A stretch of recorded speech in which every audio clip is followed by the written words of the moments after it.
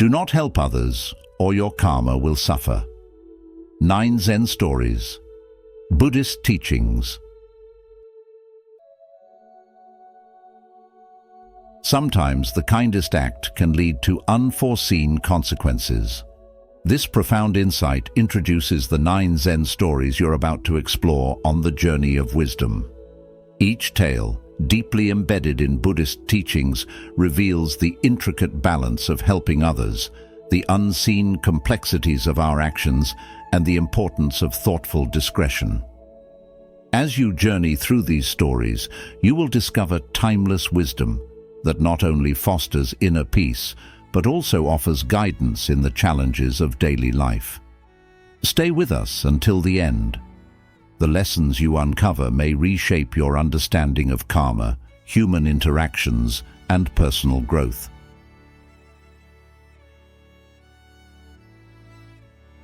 Story 1. Do not help others, or your karma will suffer.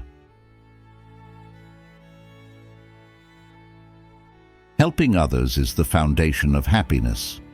This simple yet profound saying hints at the deeper story you are about to hear, emphasizing the importance of mindful assistance. Have you ever wanted to assist someone even though they hadn't asked for your help? How did it turn out? Have you ever pondered if your good intentions might have had unintended negative consequences? In this Zen story, we will discover that refraining from helping others, unless they request it, is often best for them and for ourselves. So, stay with us until the end, because what you learn through Buddhist wisdom might transform your perspective on human relationships. Essentially, you will see how aiding those who do not seek help can negatively impact both your life and theirs, and you will uncover how your karma might be influenced. In a serene Buddhist monastery, surrounded by lush gardens and ancient trees, the wise old monk Noro gathered his disciples to discuss a topic dear to everyone's heart. His curiosity was evident, and his eyes were fixed on Noro. They all wanted to understand why, when they had tried to help others, things hadn't always gone as they had hoped. Life is like a vast river, and each of us is a small boat navigating this turbulent course. Noro began in a calm voice. Often, we tend to jump into that current, trying to steer other people's boats without being asked. To illustrate his point, Noro shared a story passed down through the ages. He spoke of a young monk eager to assist a fellow monk in distress without being asked. The monk's intervention, though well-meaning, triggered a series of unexpected events, creating a complex maze of challenges, even dramatic ones, for both of them. You must understand, Noro continued, that suffering is a necessary lesson in our spiritual growth. Each individual, like a gem, is shaped by life's pressures and challenges. But when we intervene without being invited, we rob them of the chance to learn, grow, and evolve. To further clarify his lesson, Noro spoke of 2 friends, Sho and Masu, who had shared joys and sorrows since their school days. One day, Sho heard about the financial troubles Masu was facing and decided to secretly help him by paying off some debts his friend couldn't manage. His intentions, said the master, were naturally good. However, Sho's gesture had unexpected and disastrous outcomes. Masu, although grateful to his friend for the unsolicited help, was deprived of the opportunity to resolve the situation in his own way. Additionally, he realized that Sho had discovered some details about his personal life that he would have preferred to keep private. This led Masu to feel an emotional detachment from his friend, and Sho began to feel a growing strain on their friendship. His act of kindness had not brought the relief he had hoped for, but instead generated a sense of shame and altered the dynamics of their friendship. In short, unsolicited help had created discord and confusion, demonstrating how even good deeds can have unforeseen consequences. What we often fail to understand, Noro explained, is that each individual is subject to their own karma, and every action we take, whether good or bad, comes back to us like an echo. When we help without being asked, we disrupt the delicate balance of another person's karma and paradoxically harm our own as well. The old monk shared other stories, such as that of a young man who, eager to solve the problems of a dear friend without her asking, found himself entangled in a series of endless difficulties and misadventures. If you enter a labyrinth that is not yours but someone else's without being asked, Noro continued, you could trigger a chain reaction of events, creating a complex web of karmic connections, and your gesture of friendship, no matter how well-intentioned, could end up causing more harm to your friend and to yourself. Imagine trying to heal someone without asking if they are willing to give up what made them sick, Noro said. Suffering is often the result of past actions, and our intervention could alter the natural course of learning that the individual must ultimately experience. Noro then elaborated on Buddhist teachings, highlighting how he himself had resisted the temptation to intervene without request. Buddha, the monk explained, understood the sacredness of the individual learning process and the importance of respecting each being's karma. Suffering is a harsh but valuable teacher, Noro continued, using everyday examples to better illustrate the concept. He spoke of many moments when, seeing a friend or family member in difficulty, empathy pushed him to offer help, and how instead, Buddha taught the wisdom of waiting for the person to ask for help. Suffering is almost always the result of past actions, and karma is the supreme law that governs the universe, Noro said. When we intervene unsolicited, we enter a karmic vortex that can drag us into other people's problems, with unpredictable consequences for both parties. Remember, suffering is like a teacher guiding us along the path of spiritual growth, said Noro. To interfere with this process is to deprive others of the wisdom that only suffering can impart. Noro shared more stories about daily life at the monastery, showing how the monks applied these teachings in practice. Dozens of monks I have trained, he added, became wiser and more self-assured, precisely because I refrained from directly intervening in their problems. By resisting the urge to solve their issues, I allowed them to face their own challenges and learn the lessons that karma had in store for them. Every action we take is like throwing a stone into a pond, Noro said, using a metaphor to clarify the concept. The ripples spread and return to us.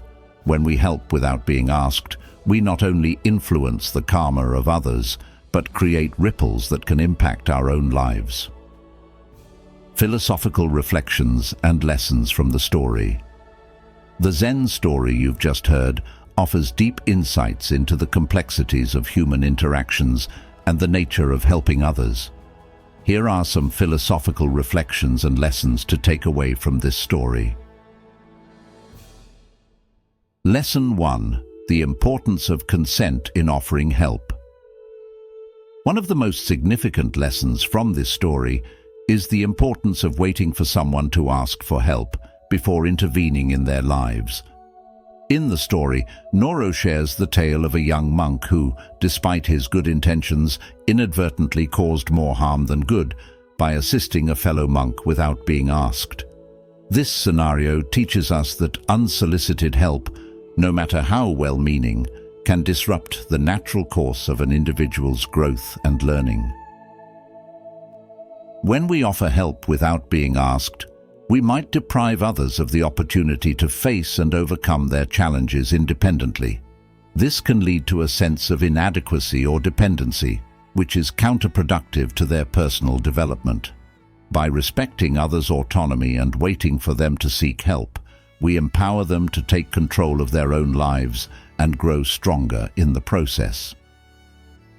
Lesson 2. The role of suffering in personal growth. Noro's explanation about suffering being a necessary part of spiritual growth is another crucial lesson. He likens each individual to a gem, shaped and polished by life's pressures and challenges. When we intervene without being invited, we rob them of the chance to learn, grow, and evolve through their experiences. Suffering, though often painful, is an essential teacher. It pushes us to our limits, forces us to confront our weaknesses, and ultimately makes us more resilient and wise. By allowing others to experience and navigate their suffering, we enable them to gain the invaluable life lessons that come with it. This perspective encourages us to view challenges not as obstacles to be avoided, but as opportunities for growth and transformation. Lesson 3. Understanding karma and its implications. The concept of karma plays a central role in the story. Noro emphasizes that every action has a karmic consequence. When we help without being asked, we might upset another person's karma and invite unintended consequences into our own lives. This lesson teaches us to act mindfully and consider the long-term effects of our actions on ourselves and others. Karma is the principle of cause and effect, where our actions and intentions directly influence our future experiences. By interfering in someone else's karmic path without their consent, we risk creating negative ripples that can affect both their lives and ours. This understanding encourages us to practice mindfulness and intentionality in our actions, ensuring that our deeds align with positive and ethical outcomes. Lesson 4. Emotional boundaries and respect for privacy. Sho's well-meaning intervention in his friend Masu's financial troubles led to unintended emotional consequences. Masu felt a sense of emotional detachment and embarrassment, while Sho experienced strain on their friendship. This teaches us the importance of respecting others' boundaries and understanding that some aspects of their lives are private and should remain so unless they choose to share them. Respecting emotional boundaries is crucial for maintaining healthy and balanced relationships. When we intrude on someone's personal matters without their permission, we risk damaging the trust and intimacy that underpin our connections. By honoring others' privacy and waiting for them to open up, we show respect and consideration for their feelings and boundaries. Lesson 5. The ripple effect of actions. Noro's metaphor of throwing a stone into a pond beautifully illustrates how our actions create ripples that affect not just the immediate situation, but the wider context as well. This lesson reminds us to be mindful of the broader impact of our actions, understanding that even small gestures can have far-reaching consequences. Every decision we make and every action we take sends out ripples that influence not only our own lives, but also the lives of those around us. By being aware of this interconnectedness, we can strive to make choices that contribute positively to the collective well-being. This mindfulness fosters a sense of responsibility and compassion, guiding us to act with greater thoughtfulness and consideration. Story 2. The Dark Side of Kindness. Sometimes we are so generous and considerate that we lose sight of ourselves, allowing others to take advantage. We believe we must always be kind, and in doing so, we become invisible. Have you ever pondered why you tend to be overly kind, or why there are people who are always ready to help you, even when you don't seek their assistance?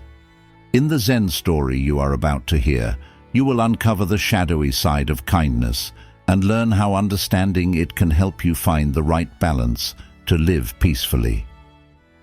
Stay until the end, as the wisdom you will gain will guide you to more harmonious relationships and inner peace.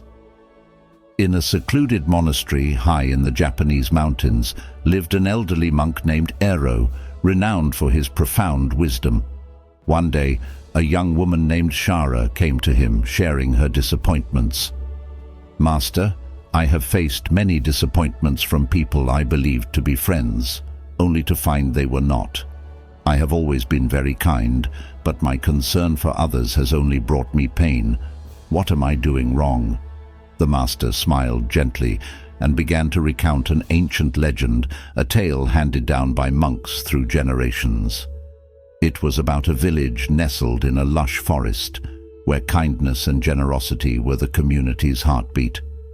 The village's prosperity was tied to a magnificent cherry tree. "Imagine," Iro said to Shara, "a grand tree whose roots delve deep into the earth, symbolizing the village's strength and generosity. Legend has it that the village thrived because the people learned to share their resources wisely. However," Iro added, "over time, some began to take more than they gave. They picked the cherry tree's fruits without contributing to its care or sharing them with others. Gradually, the village's generosity dwindled, and with it, the community's vitality." Shara listened intently, her eyes reflecting a yearning to grasp life's subtleties. Ero, with a serene gaze, continued to unravel the village's story, illuminating its details and lessons passed down through the ages. "The lesson of this story," said the monk, "is that generosity needs balance. We must give with an open heart, but also with wisdom and moderation. If we give indiscriminately, we risk depleting our resources and diminishing our ability to genuinely help others." Shara felt a new understanding of kindness dawning within her. "We might think kindness is always good because it supports our well-being," Ero continued. "However, when it exceeds limits and leads to constant self-sacrifice, it becomes toxic kindness, a form of servitude where we forget ourselves to cater to others. Consider a parent who gives everything for their children, neglecting their own needs." Ero's tale was enriched with further details. He described how some villagers, in their greed, neglected the tree that sustained them.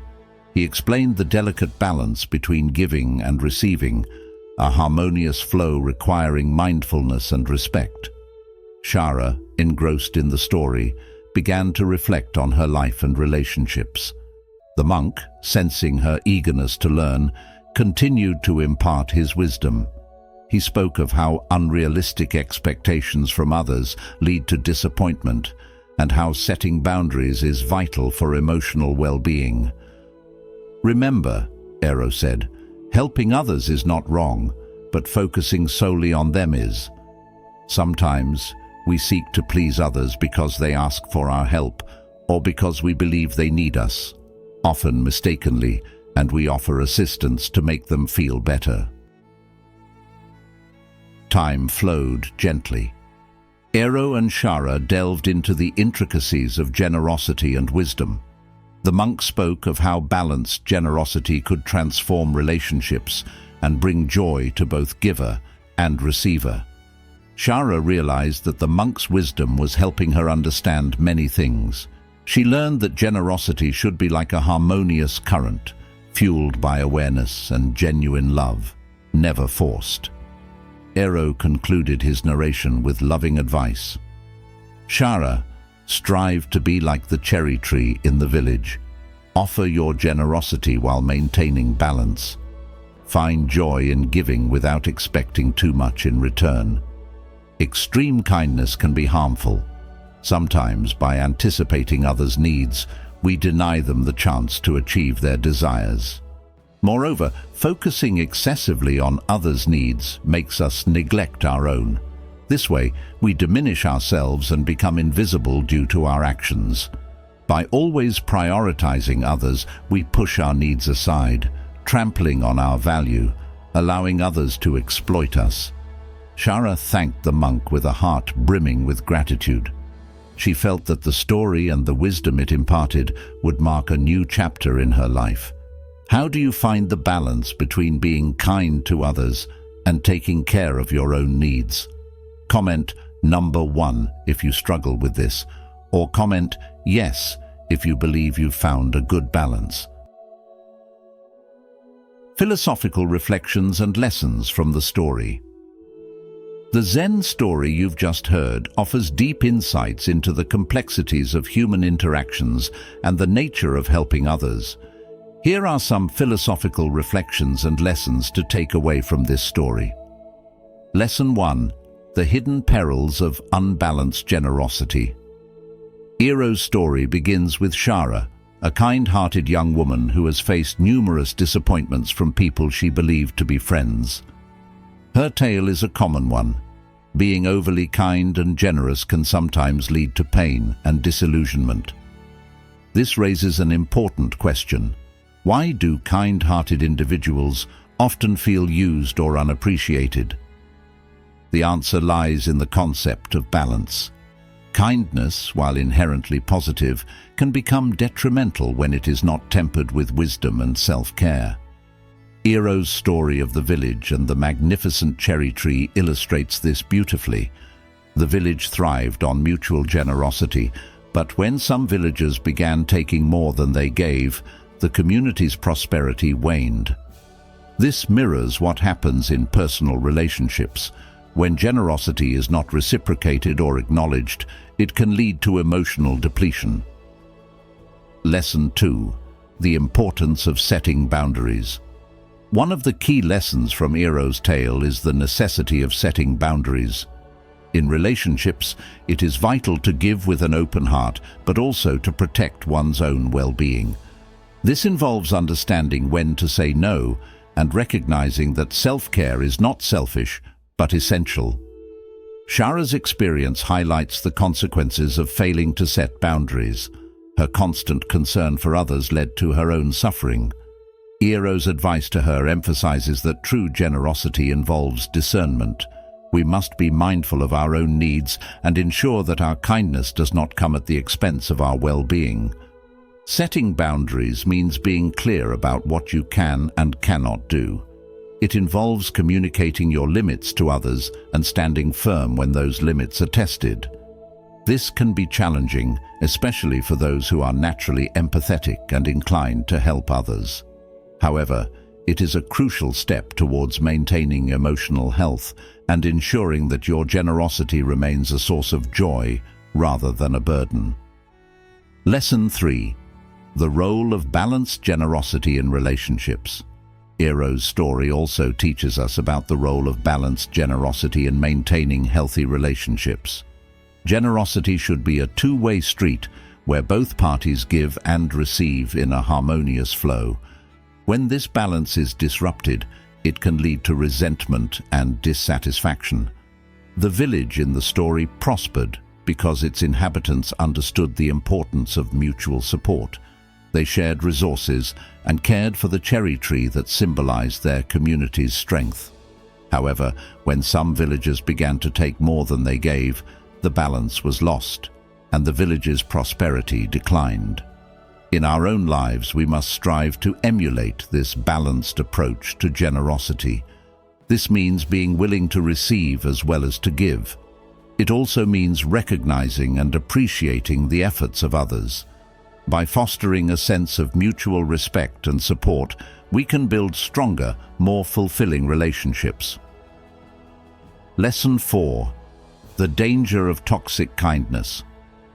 Another critical lesson from Eero's narrative is the concept of toxic kindness. This occurs when kindness crosses boundaries and becomes self-sacrificial. Eero describes this as a form of servitude, where an individual forgets their own needs to cater to others. This type of kindness is harmful because it leads to self-neglect and emotional exhaustion.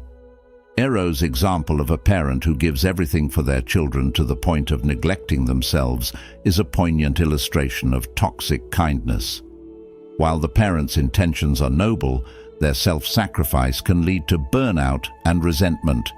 To avoid toxic kindness, it is essential to practice self-compassion. This involves recognizing your own worth and ensuring that your needs are met. It also means being selective about whom you help and how much you give. By maintaining a healthy balance, you can ensure that your kindness remains a positive force in your life. Lesson 5.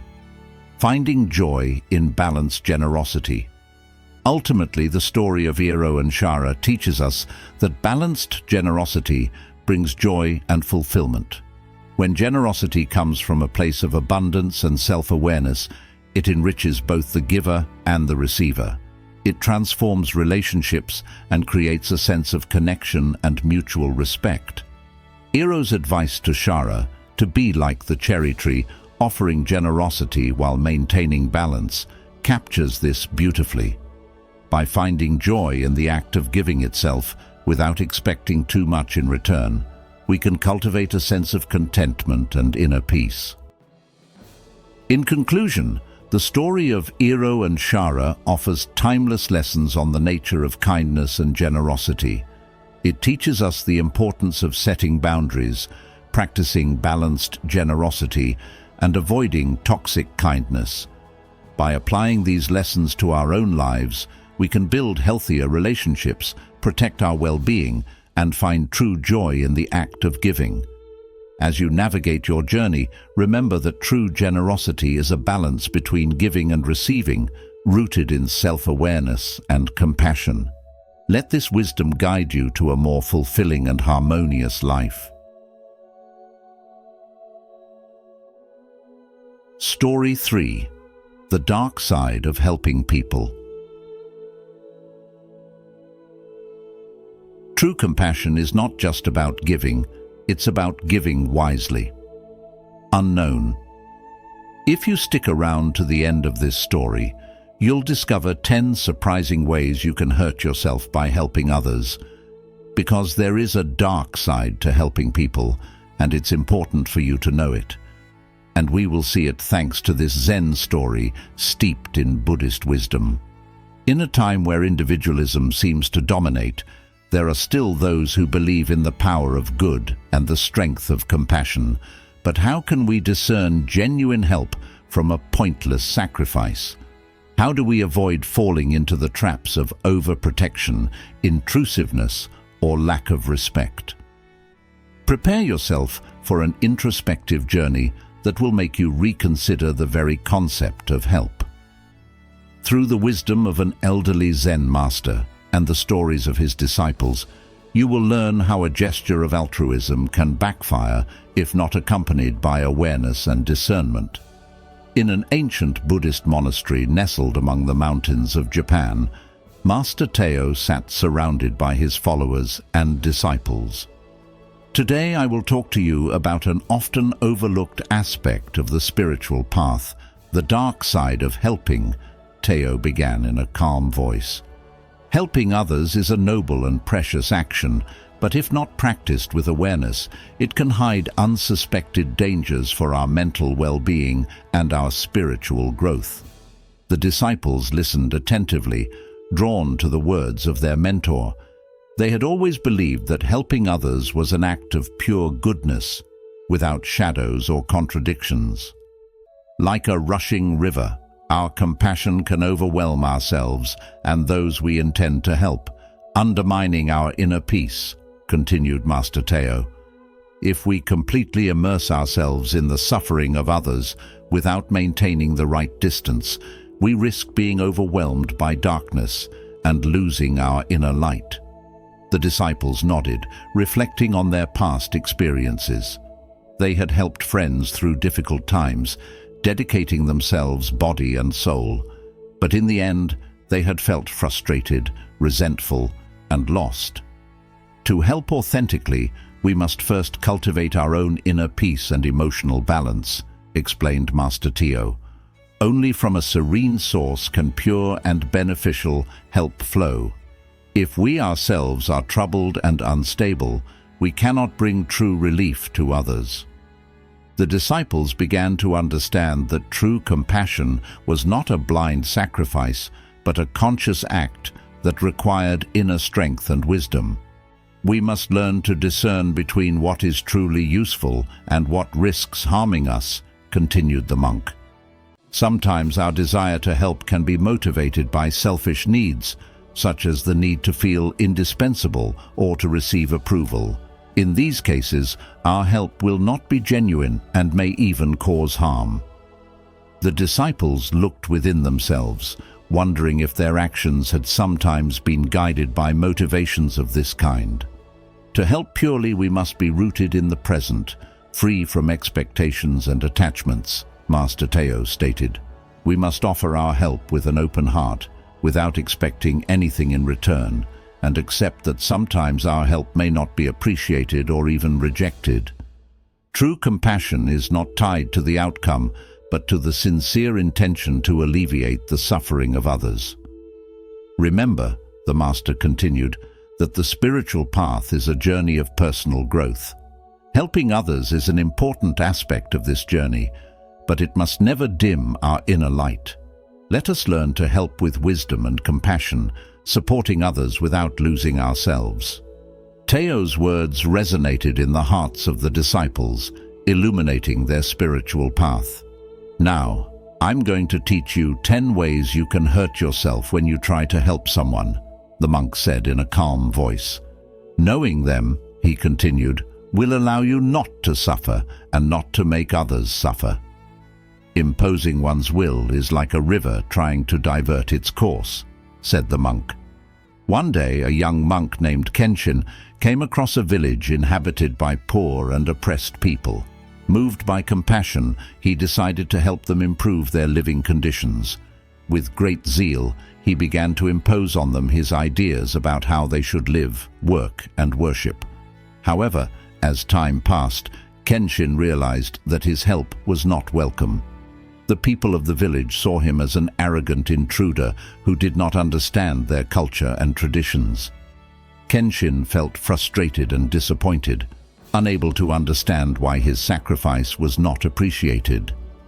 Master Teo explained to his disciples that Kenshin's mistake was to impose his will on others without respecting their freedom and autonomy.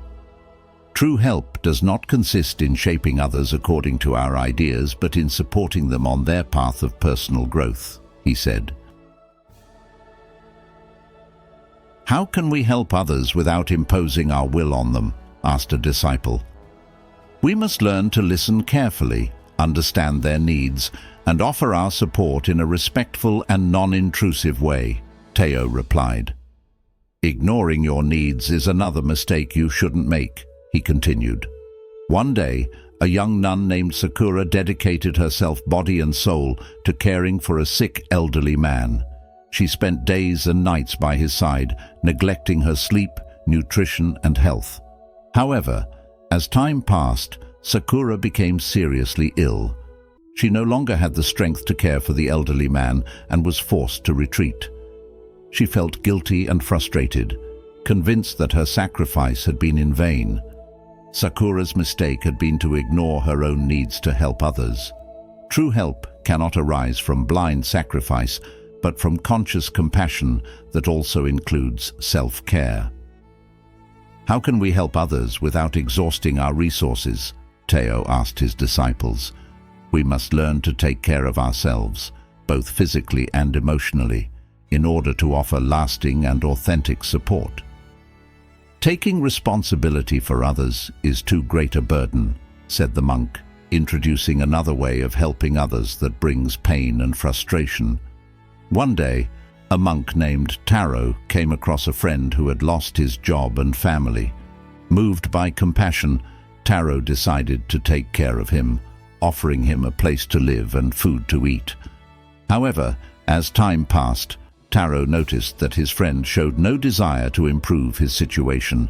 He relied on him completely, without looking for a new job or trying to reunite with his family. Taro felt frustrated and resentful, as if his burden had become unbearable, and he realized that his help was not doing his friend any good, preventing him from taking responsibility for his life. Master Teo explained to his disciples that Taro's mistake was to take on the responsibility of others, depriving his friend of the opportunity to grow and face his own challenges. Real help consists in encouraging autonomy and responsibility, not in replacing others. How can we help others without carrying their burden? Asked a disciple.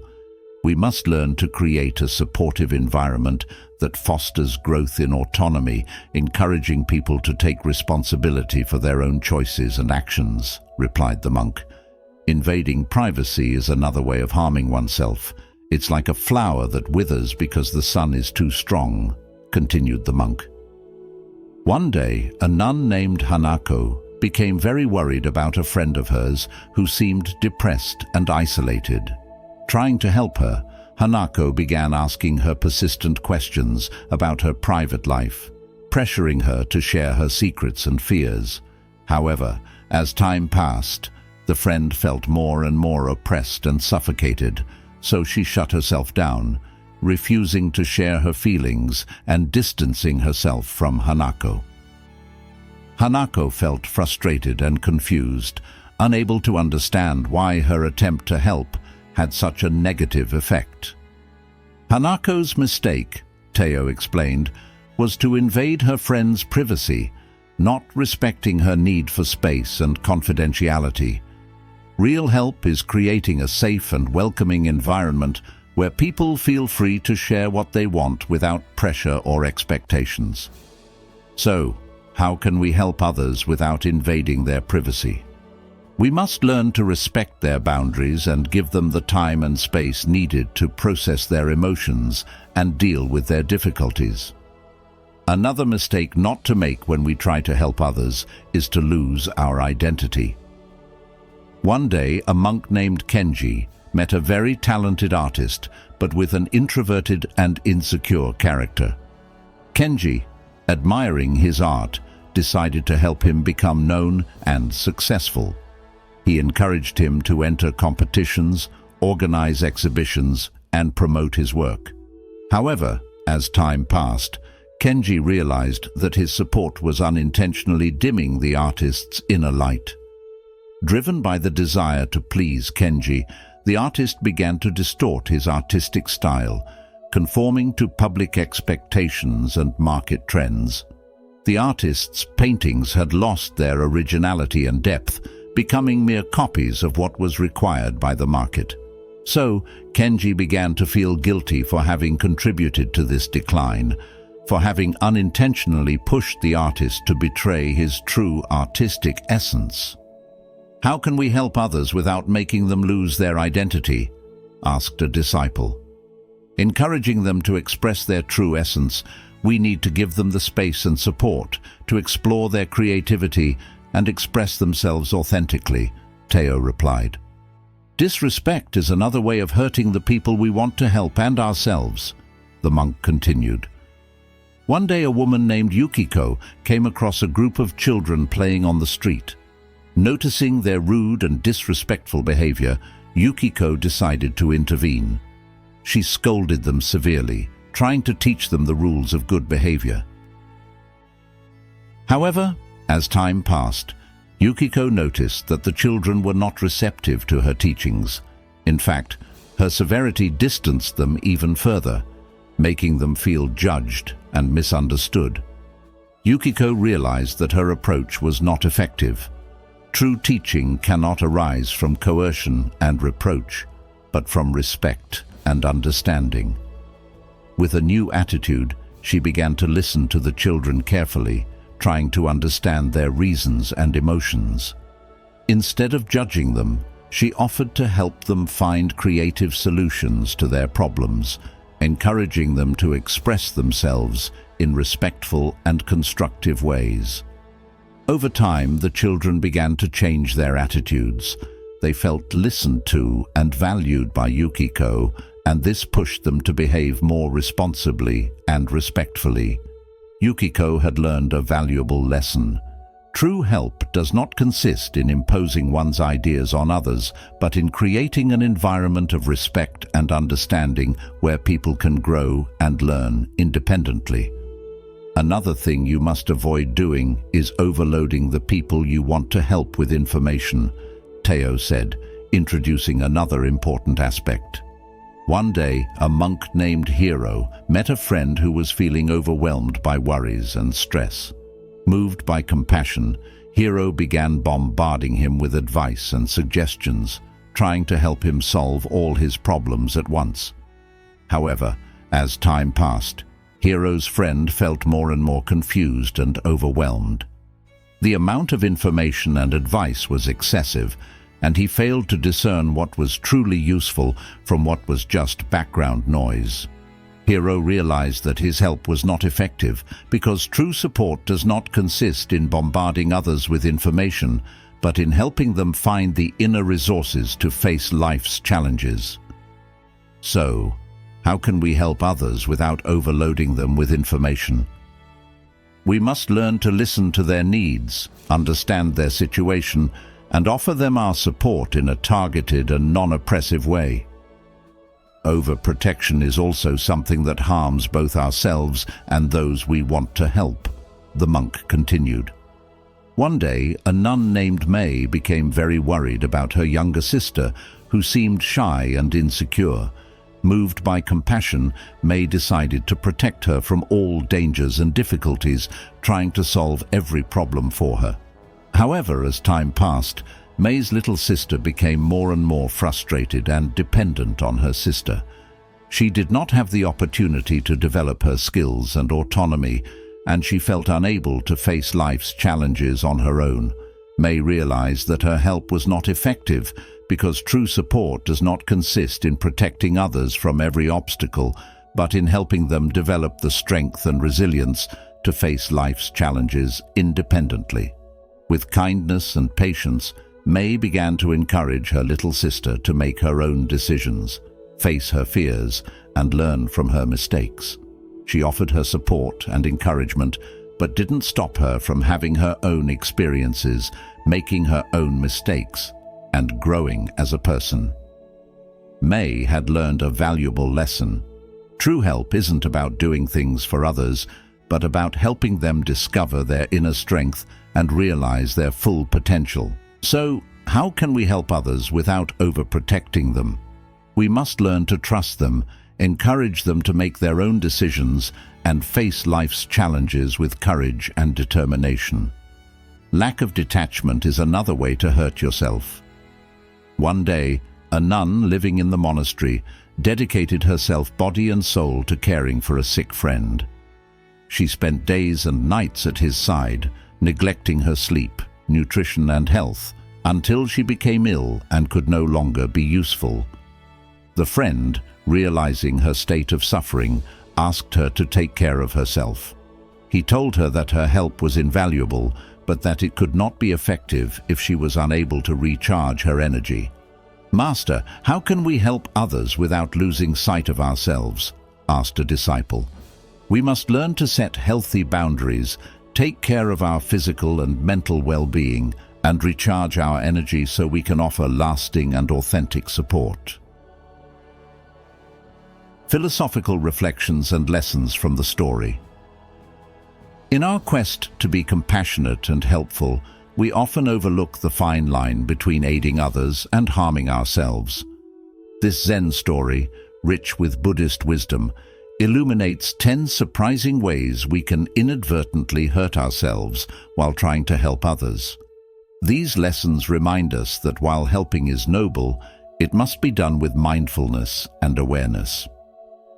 Lesson 1. Avoid imposing your will. When helping others, it's crucial to listen carefully and understand their needs. Rather than imposing your own ideas or solutions, offer support respectfully and non-intrusively. This approach ensures that the person feels heard and valued, and it empowers them to find their own way forward. Lesson 2. Don't ignore your own needs. Before you can effectively help others, you must take care of your own physical and emotional well-being. Self-care is essential for offering lasting and authentic support. By maintaining your health and balance, you can provide more meaningful and sustainable assistance to those in need. Lesson 3. Do not take responsibility for others. Encourage people to take responsibility for their actions and decisions by creating a supportive environment that fosters growth in autonomy. This approach helps individuals develop their problem-solving skills and builds their confidence in managing their own lives. Lesson 4. Respect privacy. Respecting boundaries and giving people the time and space they need to process their emotions and deal with their difficulties is vital. By honoring their privacy, you show respect for their personal journey and allow them to navigate their challenges at their own pace. Lesson 5. Maintain your identity. Support others in exploring their creativity and expressing themselves authentically without making them lose their identity. Encourage them to embrace their unique qualities and passions, fostering a sense of individuality and self-worth. Lesson 6. Practice respect. Creating an environment of respect and understanding is essential for personal growth and learning. By fostering mutual respect, you help individuals feel safe and valued, which encourages them to pursue their goals and develop their potential. Lesson 7. Avoid overloading with information.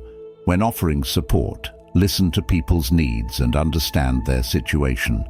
Provide targeted and non-oppressive support that addresses their specific concerns without overwhelming them with unnecessary information. This approach ensures that your assistance is effective and appreciated. Lesson 8. Prevent overprotection.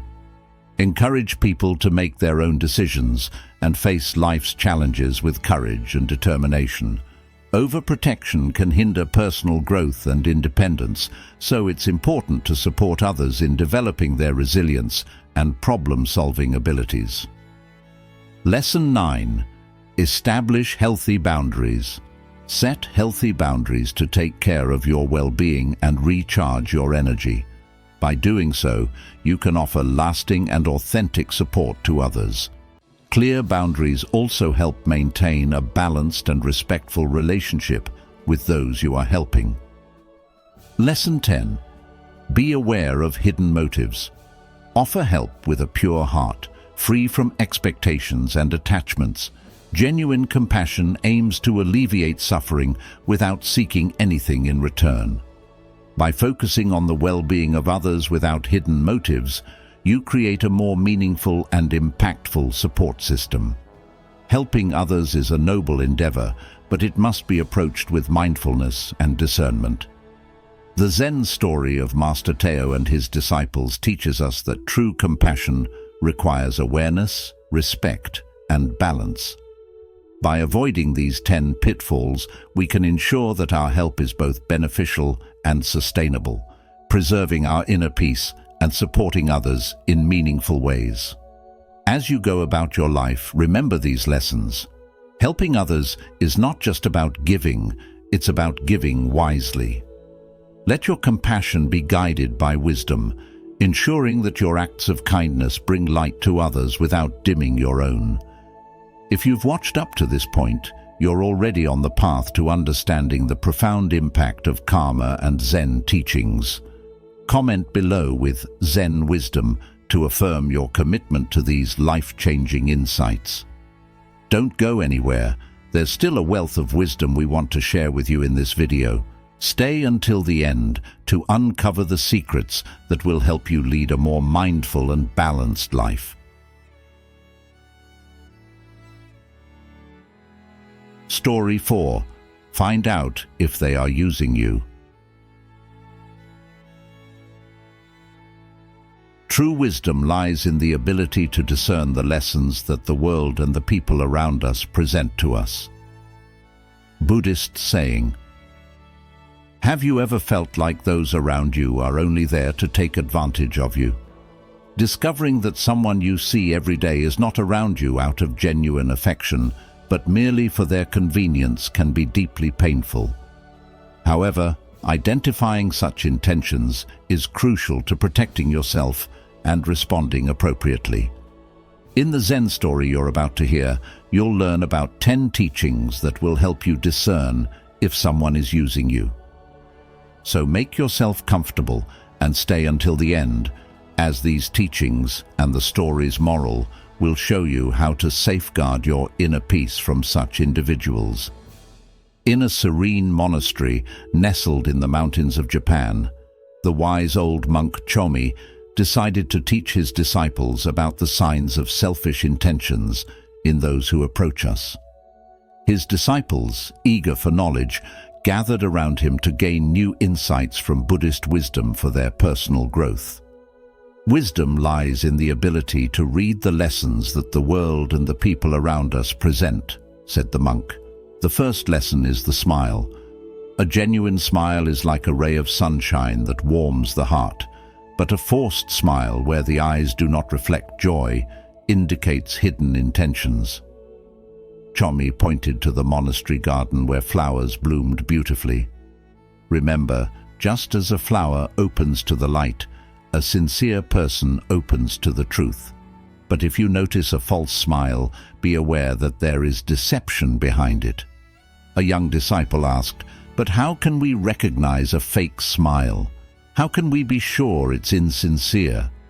Chomi replied wisely, "Look at the eyes. The eyes are the mirrors of the soul. If they do not participate in the smile and remain cold and distant, there is a gap between the words and the heart. Imagine meeting an old friend who smiles but seems distant. Notice that his smile lacks the usual sparkle in his eyes. When you try to engage him in meaningful conversation, his expression remains static, and the smile quickly fades. An empty smile may come with stiff facial movements, showing emotion rather than feeling it. If a smile is not bright, does not last long, and the eyes do not follow the smile, that person is acting. Walking in the gardens with his disciples, the monk pointed to a bird hovering in the sky. The second sentinel is the lightness of the soul. A sincere person is like a free bird in the sky, unburdened. But those with selfish intentions are like caged birds, only seeking to take advantage. As the disciples watched the bird in the air, Chomi added, "People with ulterior motives have souls that are anything but light.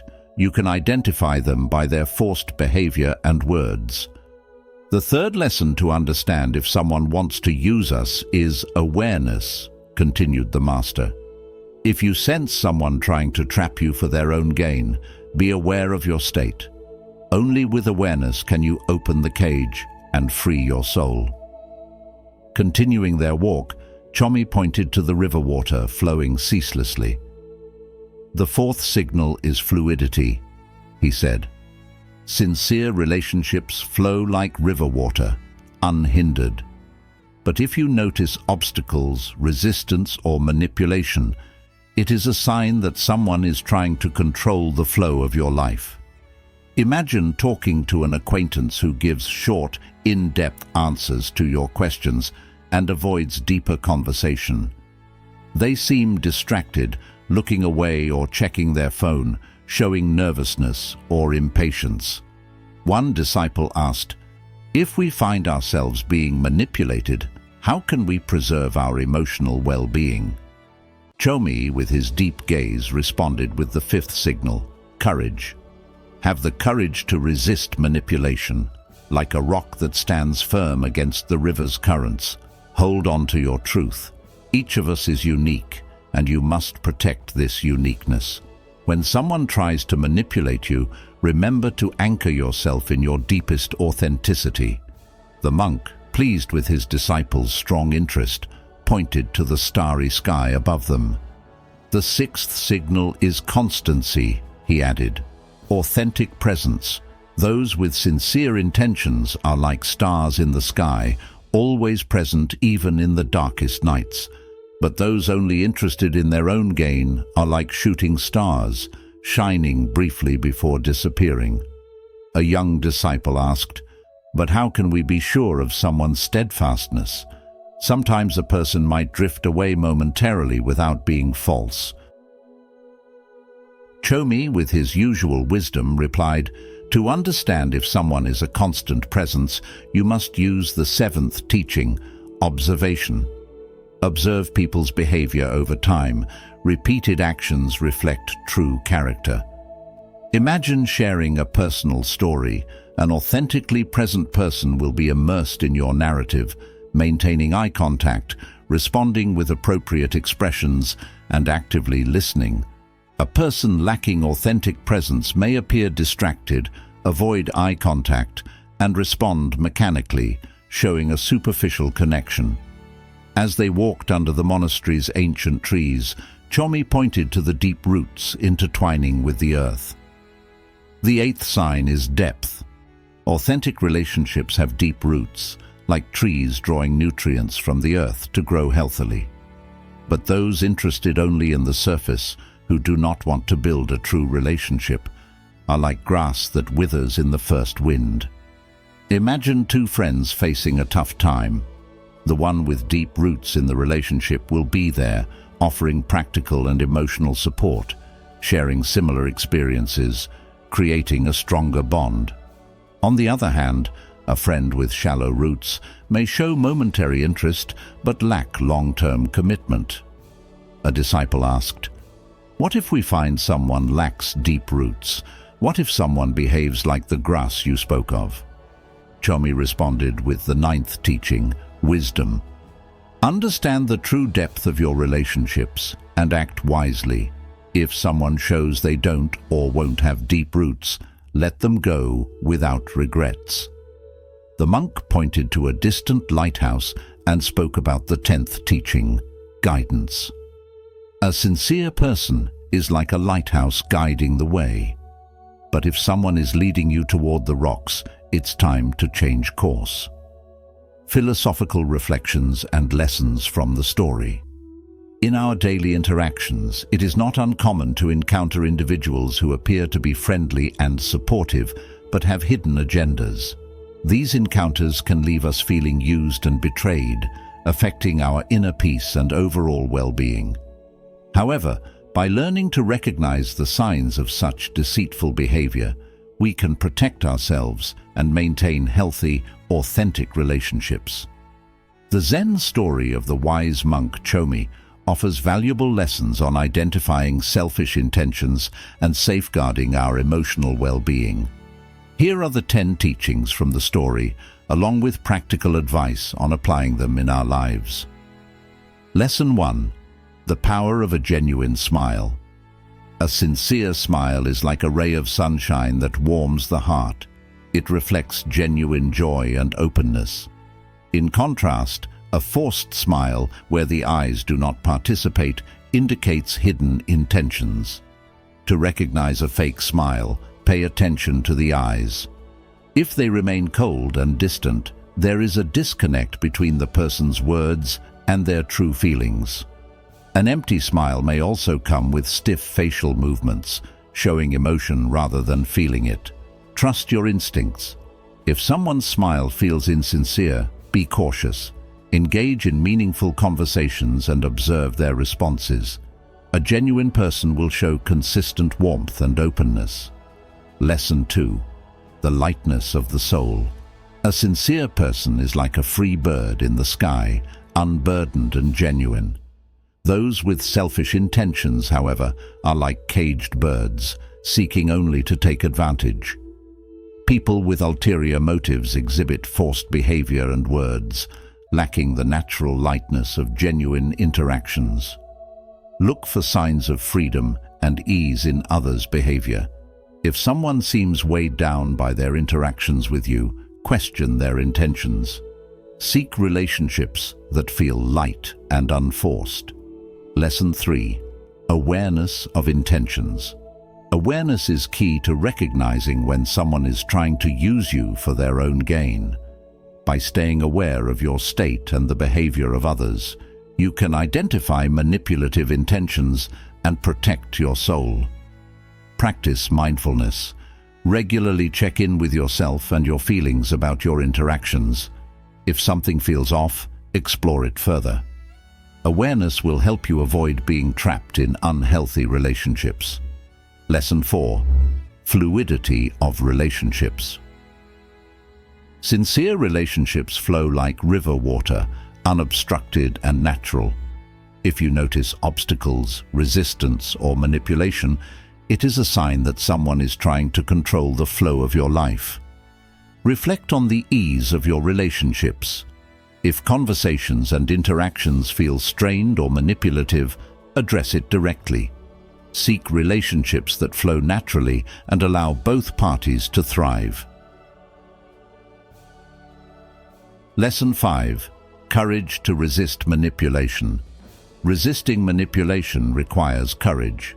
Like a rock standing firm against the river's currents, hold on to your truth and protect your uniqueness.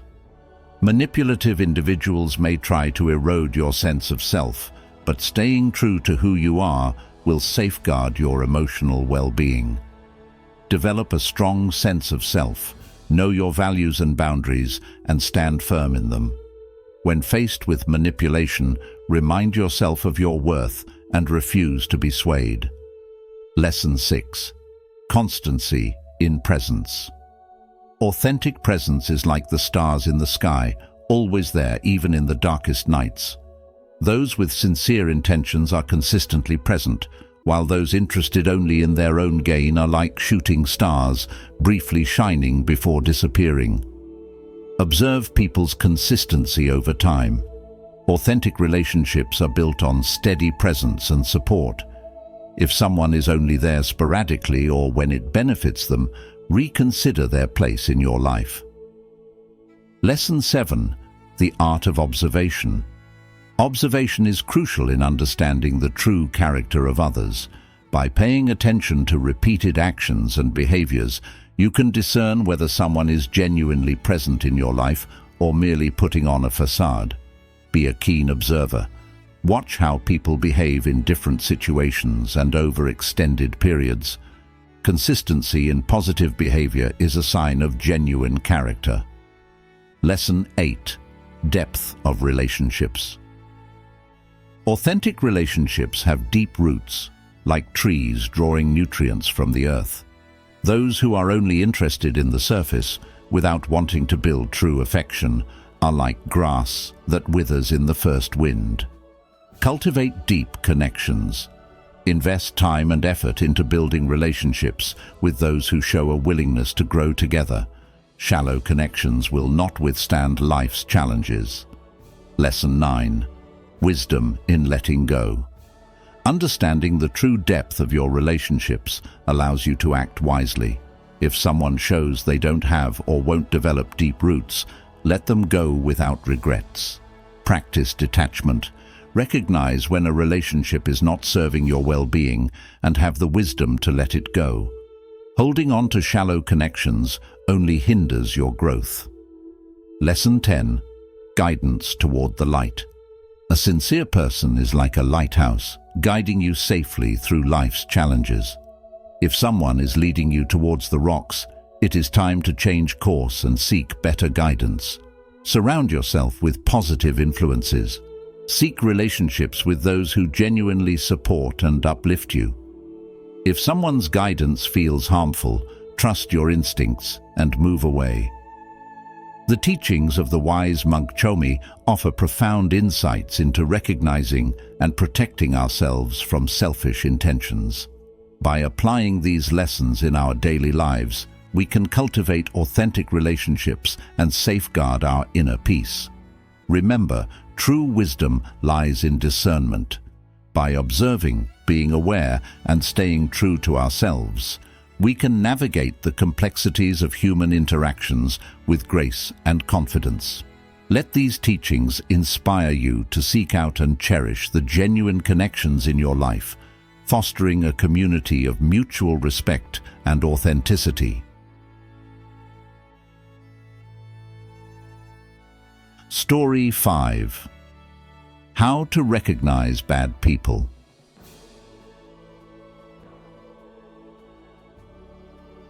Keep your circle positive and surround yourself with supportive people who reflect who you want to be and how you want to feel. Energies are contagious.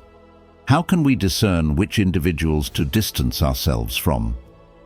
Daily, we interact with various people, and some of them emit negativity that affects us deeply. The Zen story you're about to hear will unveil the 9 signs to identify people who can hinder your personal growth. So, settle in and listen through to the end to gain the knowledge you need to protect your emotional stability and inner peace. In a serene Buddhist monastery nestled in a remote part of Japan, an elderly and wise monk named Hogi resided. A young woman named Shara troubled by toxic relationships and seeking answers, approached the revered master respectfully. "Hogi, it is said that you possess the secret to identifying harmful people and maintaining inner peace. Please teach me," the young woman implored, eager to absorb the monk's wisdom. Hogi, with his usual tranquility, responded, "Of course, my dear. If you have the patience to listen, I will share the signs you need to watch for to understand who stands before you. But first, let me clarify something important. Those we label as bad are not necessarily monstrous. They are harmful or toxic because their behaviors and energies can disrupt our serenity and mental well-being. Before distancing them, we must try to understand why they are the way they are. Often, it is pain and hardships that have made them dry, annoying, and even harmful. So, dear Shara, before you distance yourself from someone, ask yourself, why do they behave this way? Are they truly bad? Or is there something causing this behavior? Can I do something to prevent them from affecting my emotions? Only after answering these questions should you decide whether to protect your mental health by distancing yourself from them. Shara pondered Hogi's words, moved by the profound empathy they contained. If someone around us can harm us, we should distance them only after ensuring we can't do anything to help.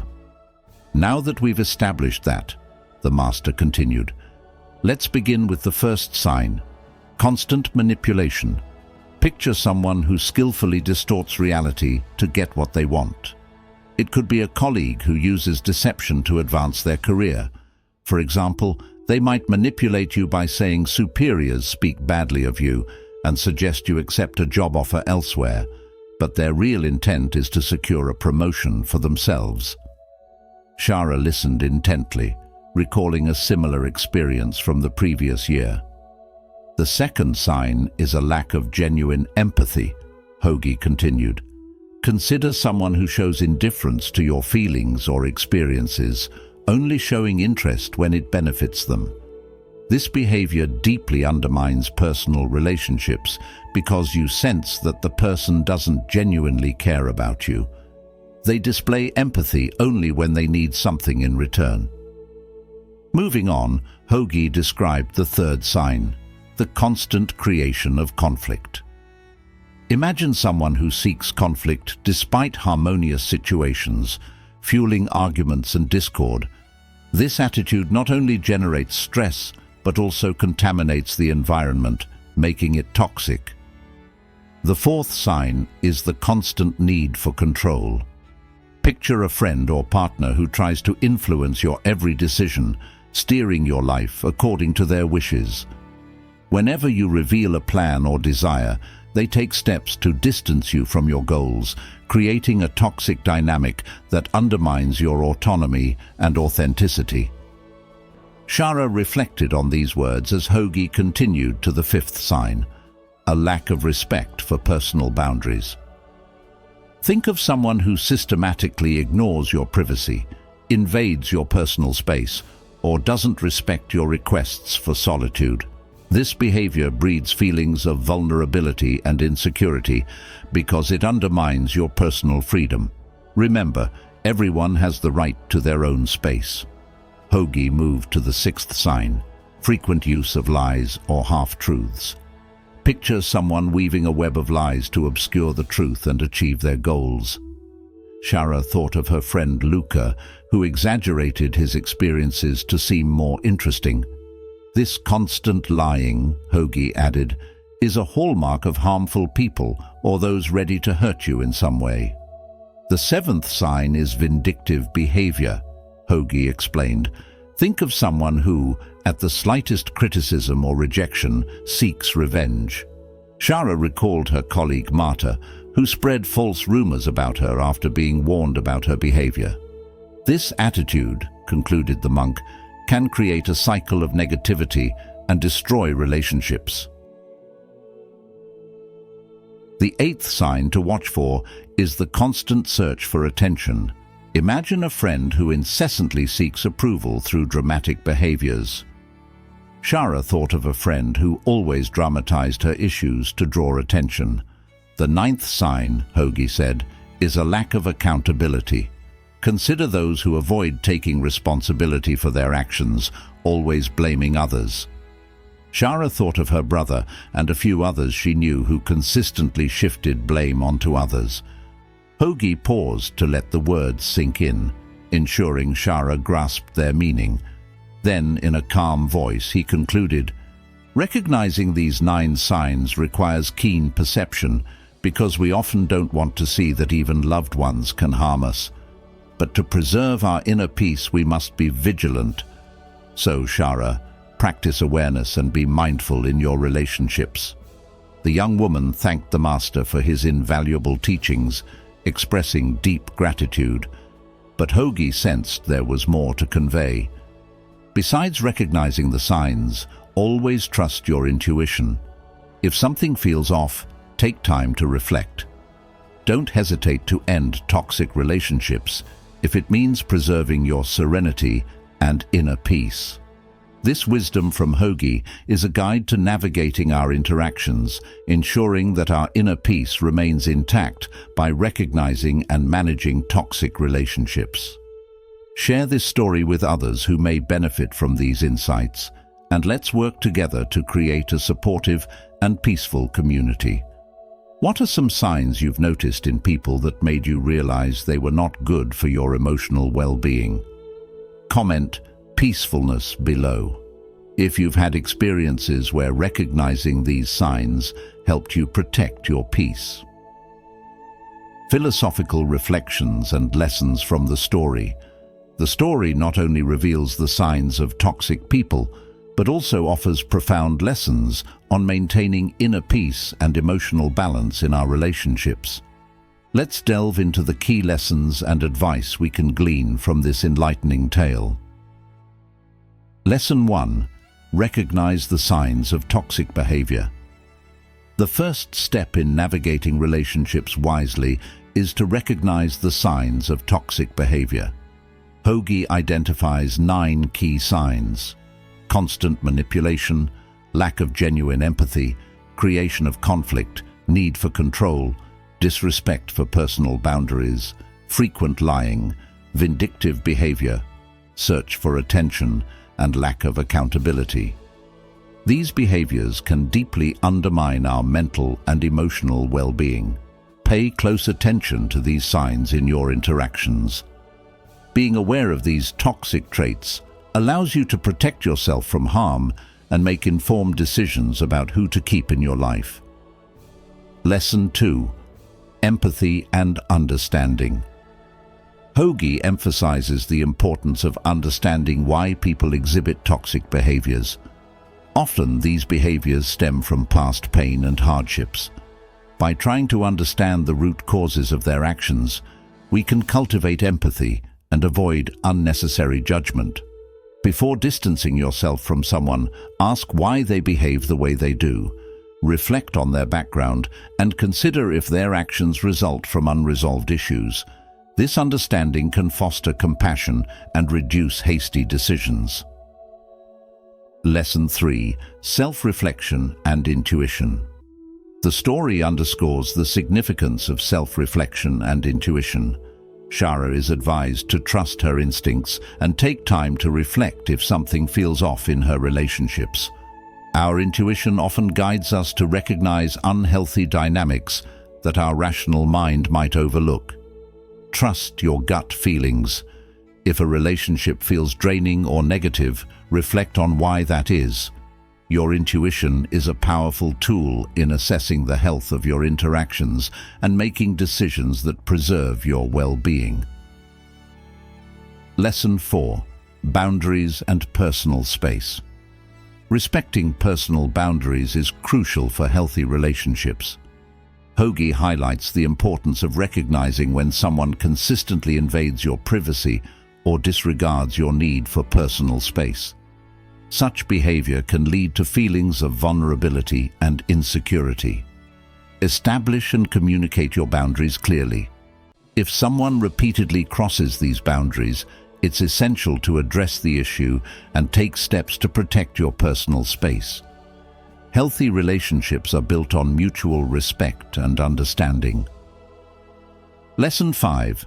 Handling manipulation and control. Manipulation and control are common tactics used by toxic individuals. Hoagi's advice on recognizing these behaviors helps in safeguarding your autonomy and authenticity. It's important to identify when someone is distorting reality or trying to influence your decisions for their benefit. Be vigilant for signs of manipulation and control. Maintain your autonomy by making decisions that align with your values and goals. Don't let others steer your life in directions that compromise your well-being and authenticity. Lesson 6. The power of genuine empathy. Lack of genuine empathy can profoundly damage relationships. Hoagie points out that people who only show interest when it benefits them undermine the quality of personal connections. Genuine empathy is the foundation of meaningful relationships. Surround yourself with people who genuinely care about your well-being. Cultivate relationships where empathy and mutual support are reciprocated.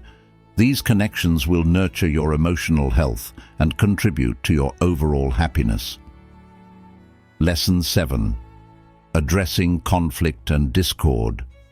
The creation of conflict is another sign of toxic behavior. Some individuals thrive on arguments and discord, creating a stressful and toxic environment. Hoagie's wisdom reminds us to be mindful of such dynamics. Avoid engaging in unnecessary conflicts. Focus on constructive communication and resolving disagreements peacefully. If someone persistently seeks conflict, it may be necessary to reassess the relationship and consider distancing yourself from the negativity. Lesson 8. The danger of lies and deceit. Frequent lying and deceit can erode trust and create a distorted perception of reality. Hoagie warns against those who weave webs of lies to achieve their goals, as this behavior is harmful and manipulative. Value honesty and transparency in your relationships. Be cautious of individuals who frequently lie or distort the truth. Building relationships on a foundation of trust is essential for long-term harmony and mutual respect. Lesson 9. Avoiding vindictive behavior. Vindictive behavior, where someone seeks revenge or punishment for perceived slights, is a destructive trait. Hoagie's insights into this behavior highlight the importance of fostering forgiveness and letting go of grudges. Practice forgiveness and avoid harboring resentment. If someone in your life exhibits vindictive behavior, it's crucial to address it and set boundaries. Holding on to negativity only perpetuates a cycle of harm and disrupts your peace. Lesson 10. Seeking attention and validation. The constant search for attention and validation can be draining and disruptive. Hoagie's advice on recognizing this behavior encourages us to seek balance and mutual respect in our interactions. Encourage healthy self-esteem and self-validation. Build relationships with people who value you for who you are, not for the attention you provide.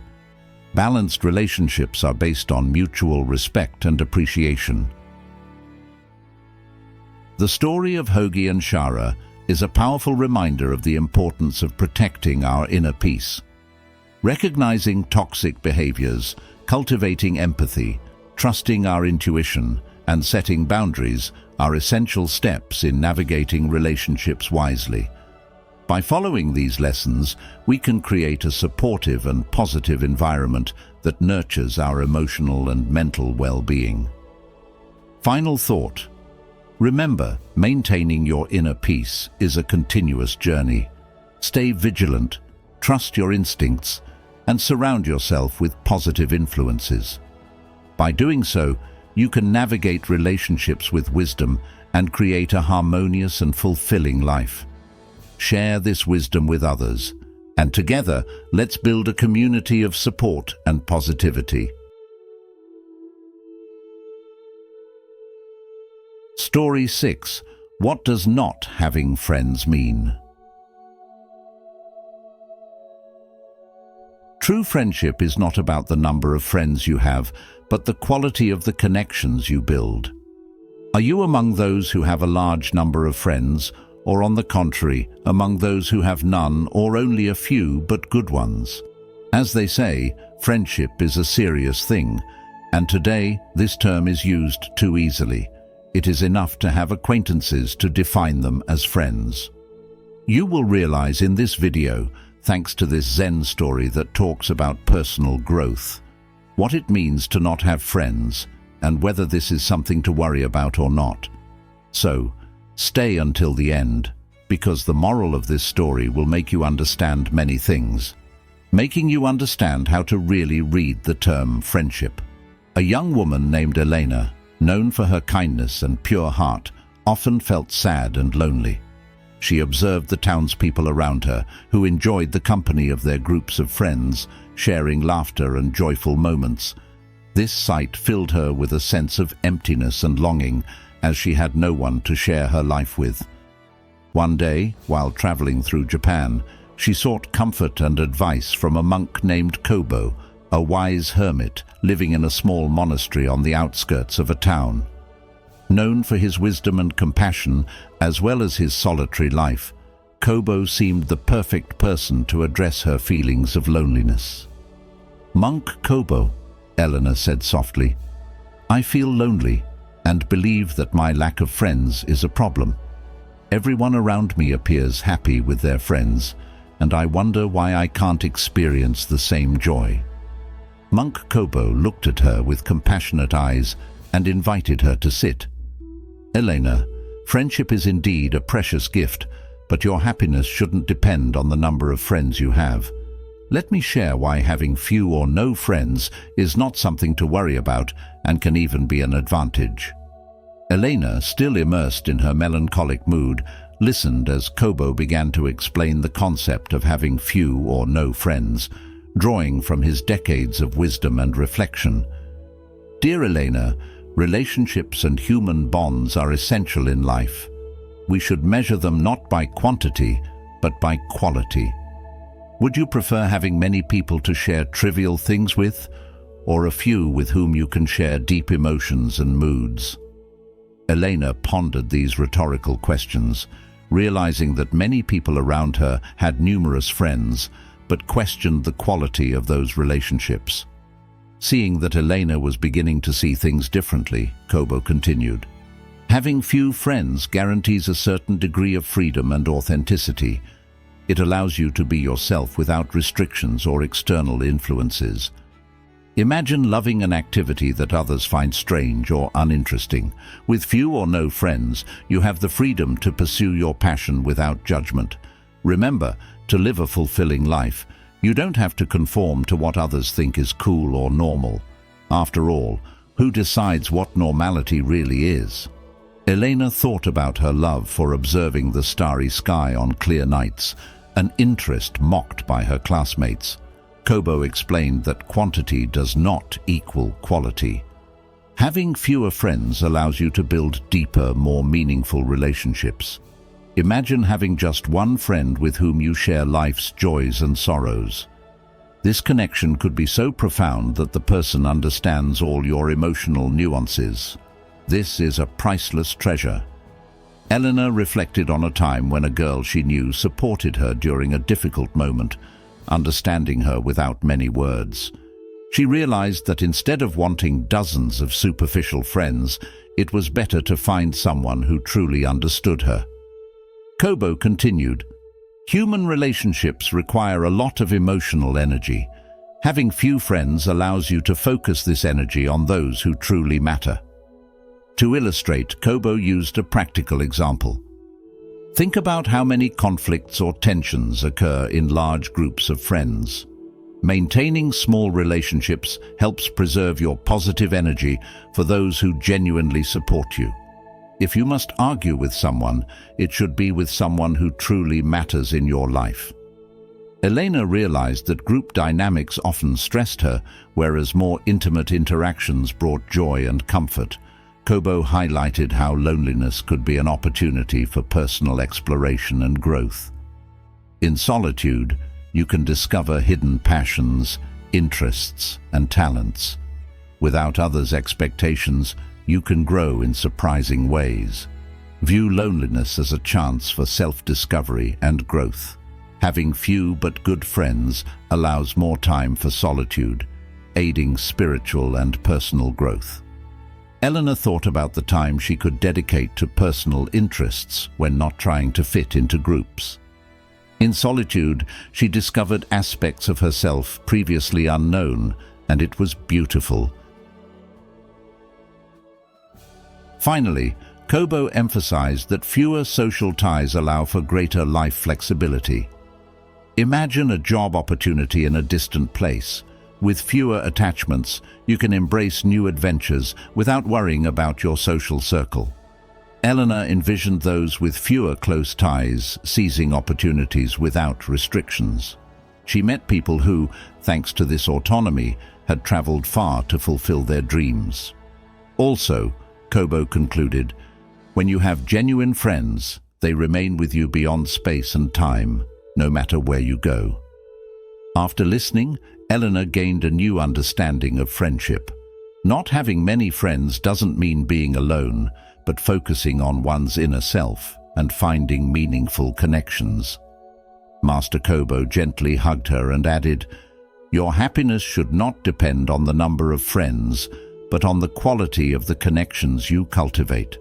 Some people say they have no friends, only to realize that one true friend counts as 100. Remember, those with few friends are often the most authentic and profound.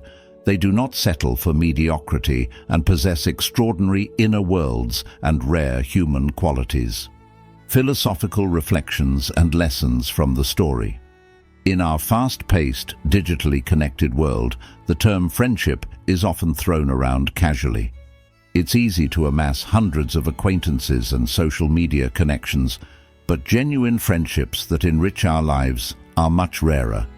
The story of Elena and monk Kobo offers profound insights into the true nature of friendship and how to navigate feelings of loneliness. Here, we delve deeper into the lessons and advice from their encounter, providing you with valuable takeaways to apply in your own life. 1. Redefining friendship. Quality over quantity. Elena's initial sadness stemmed from seeing others with large social circles while she felt alone. Many people equate having numerous friends with happiness and social success. However, as monk Kobo wisely pointed out, the essence of friendship lies in its quality, not quantity.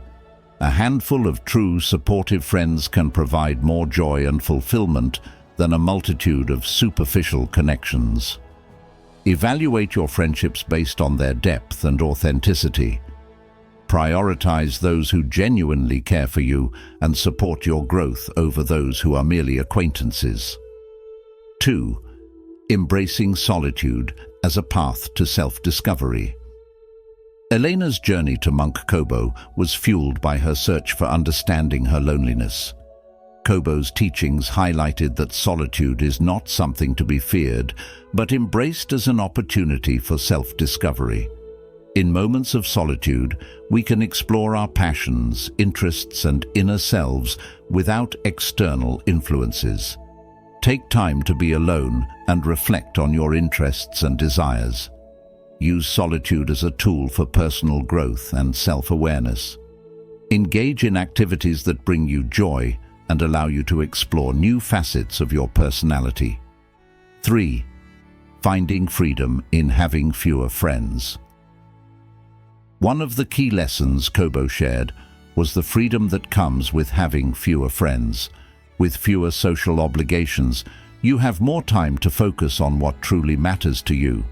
This freedom allows you to pursue your passions and live authentically, without the pressure to conform to others' expectations. Don't feel pressured to expand your social circle for the sake of it.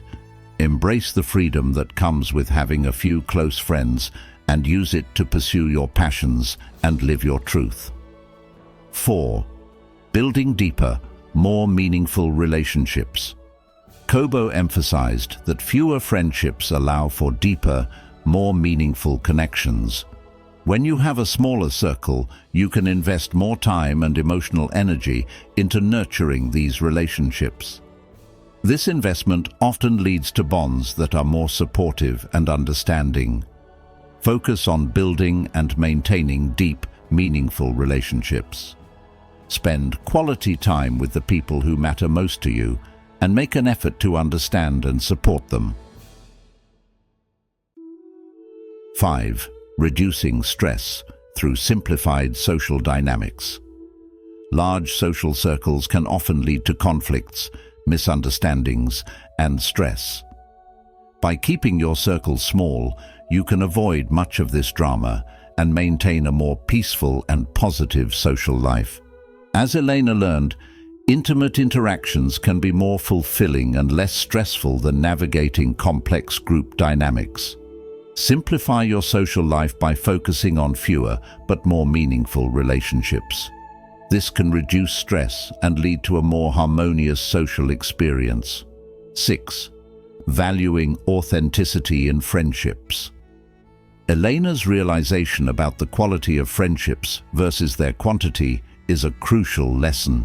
Authentic friendships are built on mutual respect, understanding, and shared values.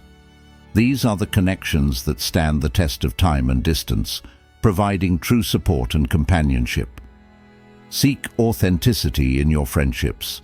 Be yourself and look for friends who accept and appreciate you for who you are. These authentic relationships are the ones that will provide lasting happiness. 7.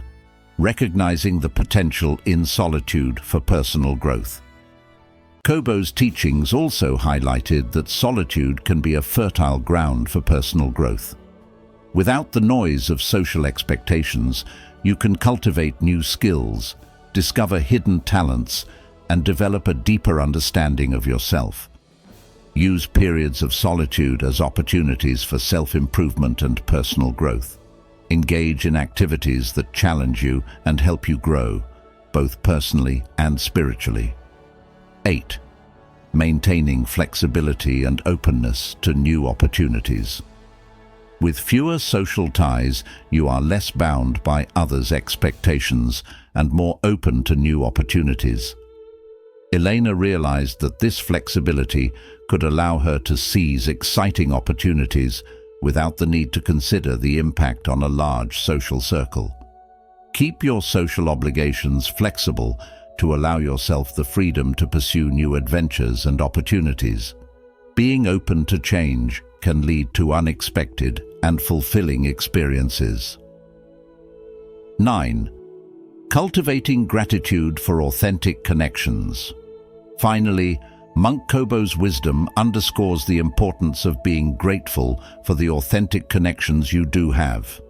Even if you have only one true friend, that relationship can be incredibly valuable and enriching. Cultivate gratitude for the meaningful relationships in your life. Appreciate the friends who truly understand and support you, and let them know how much they mean to you. Elena's story is a beautiful reminder that true happiness and fulfillment do not come from the number of friends we have, but from the depth and authenticity of our relationships. By embracing solitude, valuing quality over quantity, and focusing on meaningful connections, we can lead richer, more fulfilling lives. These lessons from Monk Kobo can guide us all in navigating the complexities of friendship and finding true contentment. Share this story and its lessons with others to inspire and uplift those around you, fostering a deeper understanding of what it means to be truly connected. If you've watched up to this point, you're on the path to mastering your relationships and personal happiness. Comment below with "The Path to Happiness" to affirm your commitment to applying this transformative practice. Don't go anywhere. There's still a wealth of detailed information we want to share with you in this video. Stay until the end to uncover the secrets that will help you achieve inner peace and resilience. Story 7. The Power of Silence. Silence is a source of great strength. Lao Tzu. Have you ever pondered the pain that spoken words can cause, and the destructive force that can be hidden in sharp language? And have you considered how silence can be a resource for living better and achieving our desires? Through this Zen story, you will discover that the power of silence, according to Buddhist wisdom, not only allows us to live in peace, but also helps us attain our goals. Words can be like gentle feathers that caress or heavy stones that leave lasting marks. In the balance between speaking and keeping silent, we should ask ourselves whether silence is the key to mitigating the destructive power of words. Stay until the end, because along with exploring the language of silence, we will also delve into 14 reasons why learning to be silent can lead to a better life. In an ancient Japanese monastery lived the elderly monk Yosai, known for his profound wisdom and his commitment to silence as a way of life. During a lesson, the monk began to speak to his disciples about the importance of silence, drawing inspiration from the ancient words of Buddha. Like a secret garden that guards our existence, Yosai began, words are seeds that can give life to flowers of joy or sting like poisonous thorns. Remember that the tongue we use is like a sharp blade capable of cutting deeply. Smiling at his attentive listeners, he explained that according to Buddhist philosophy, misused words can be dangerous weapons. Even if they do not inflict physical wounds, words, Yosai pointed out, have the power to hurt emotionally and create invisible scars on the soul. It is crucial to understand their potential to build or destroy.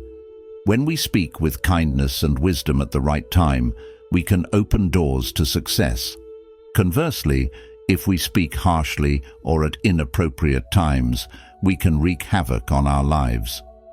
Listen to this story, said Yosai. In a lively city, there was a famous showman known for his eloquence. Every square and theater was his stage, and his speech was like a spell that captured everyone's attention.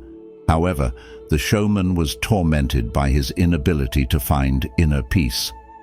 One day, hearing about a hermit living on a remote mountain, he decided to visit him for help. Respectfully, the showman asked the sage to help him find inner peace, explaining his frustration. The wise man, elderly and sagacious, proposed an experiment: to remain silent for 15 days. The showman accepted the sage's invitation, abstaining from the many words that had characterized his life. Although it was difficult, he immersed himself in silence with determination. Over the next few days, refraining from his usual flow of words, he began to sense a change. The inner turmoil that had obsessed him eased, and as time passed, he discovered a serenity he had never experienced before. At the end of the silence period, the showman returned to the sage with a transformed look. With bright eyes, he recognized the peace he had found in silence. The sage, looking into his eyes, said, "Silence has the power to calm the storm within you. By using fewer words, you have discovered an inner richness that no number of performances could ever match." Monk Yosai, having finished the story, highlighted the central message. Silence is a hidden treasure that can resolve inner restlessness. Words can be precious, but silence is sometimes the elixir that heals invisible wounds of the soul. While the disciples, fascinated by the story, discussed what they had just heard, Yosai said, "Friends, now I will tell you about the 14 reasons why silence is so precious." The first reason Yosai underlined is the ability of silence to promote effective listening. My experience has taught me that silence allows us not only to hear the words of others, but also to grasp the implicit meaning behind expressions and gestures. Like the light wind that whispers among the leaves, Silence allows us to perceive the most delicate nuances of human communication, avoiding misunderstandings and making interactions healthier. The second reason to embrace silence concerns self-awareness. In a world full of noise and distractions, he added, carving out moments of silence to reflect on your life is crucial. Think of silence as a serene pool in which the mind can clearly contemplate its existence, like clear water reflecting the sky without distortion. The third reason, according to Yosai, is linked to the practice of patience. Just as the gardener waits patiently for flowers to bloom, silence teaches us to appreciate the calm that comes from patience, the monk stated. In moments of frustration, silence becomes fertile ground in which to cultivate patience, allowing challenges to bloom like flowers after a refreshing rain. Silence promotes reflection and deep understanding, Yosai continued. Like the concentric circles that are created on water when a stone falls, silence allows us to investigate our thoughts and emotions in depth. Through the practice of silent reflection, an inner space is created where the mind can explore without superficial distractions, allowing us to develop more ideas, find solutions, and know what to say intelligently. The fifth reason why silence is a resource is linked to creativity and innovation. In silence, the mind is like an unexplored garden that reveals its deepest secrets. Similar to nature, which in its silence hides creative processes that lead to the birth of new forms of life, the mind, immersed in silence, can generate innovative ideas and unexpected connections. The sixth reason, according to Yosai, is a better understanding of non-verbal communication. Just as the wind carries the scent of flowers, silence allows us to perceive the non-verbal messages of others, explained the monk. In practicing silence, we learn to decipher body language and facial expressions, enriching human interactions and understanding others in innumerable ways. The seventh reason that the Master spoke of is related to mental discipline. Silence is a teacher who teaches the virtue of patience and control, the monk stated. Just as the wind adapts to the characteristics of the landscape without ever getting lost, but insinuating itself between the mountains and continuing its journey, those who practice silence develop the ability to respond thoughtfully to others and to life's challenges. Yosai went on to talk about the eighth reason. In silence, we are immersed in the present moment, like a leaf floating on the river without resisting the current, the monk stated. This immersion allows us to live authentically, appreciating each experience without judgment or distraction. The ninth reason is the promotion of empathy through silence.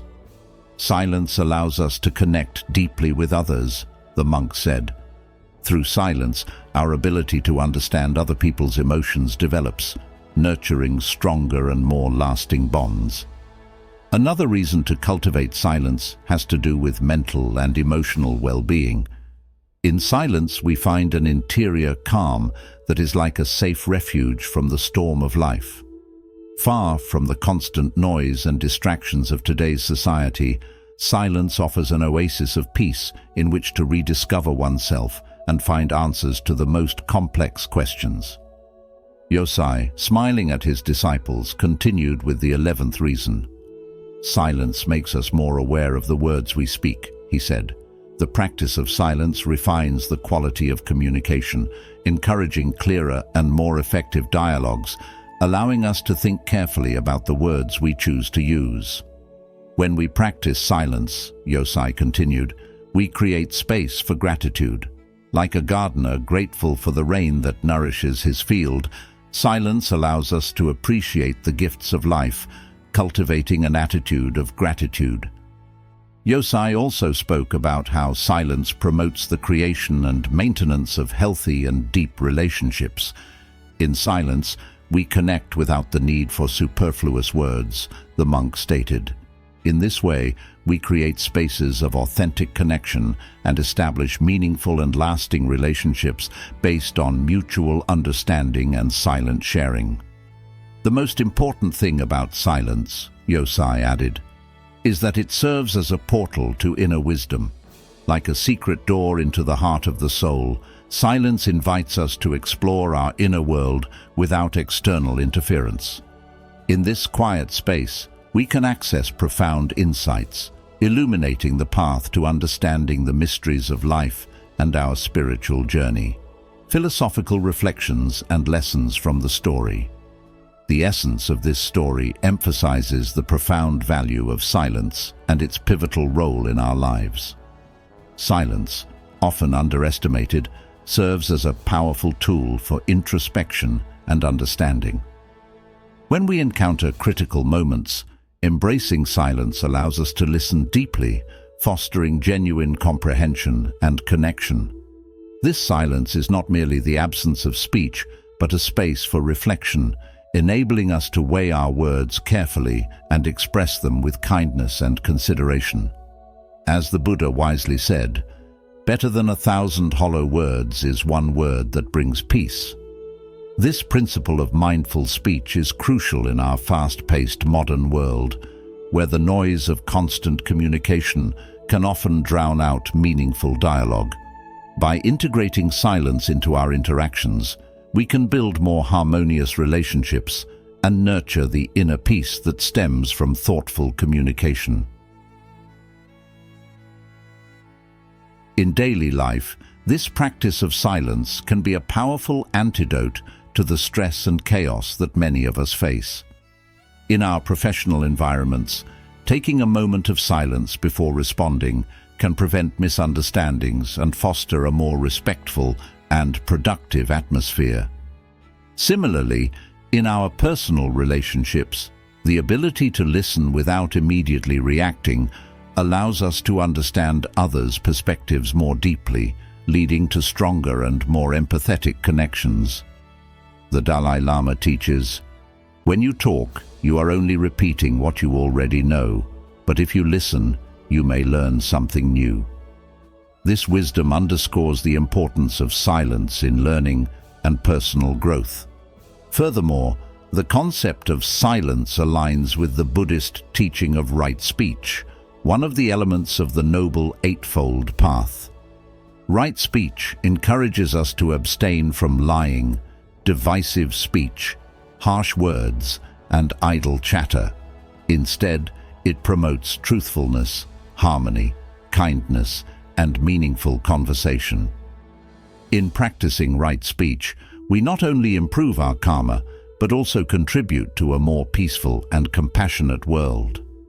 The modern application of this teaching is evident in our digital interactions. By choosing our words carefully on social media and in emails, we can create a more positive and respectful online community. The power of silence also extends to self-reflection and personal growth.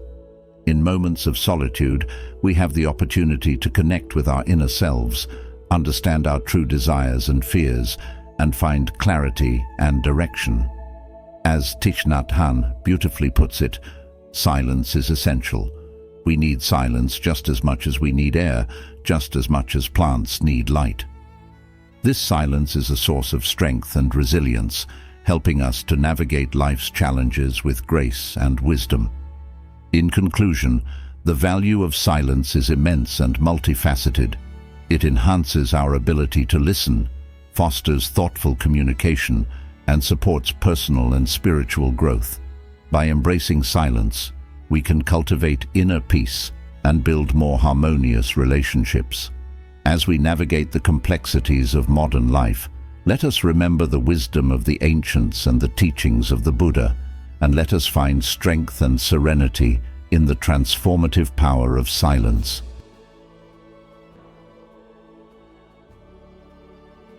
Story 8. Preserving Privacy.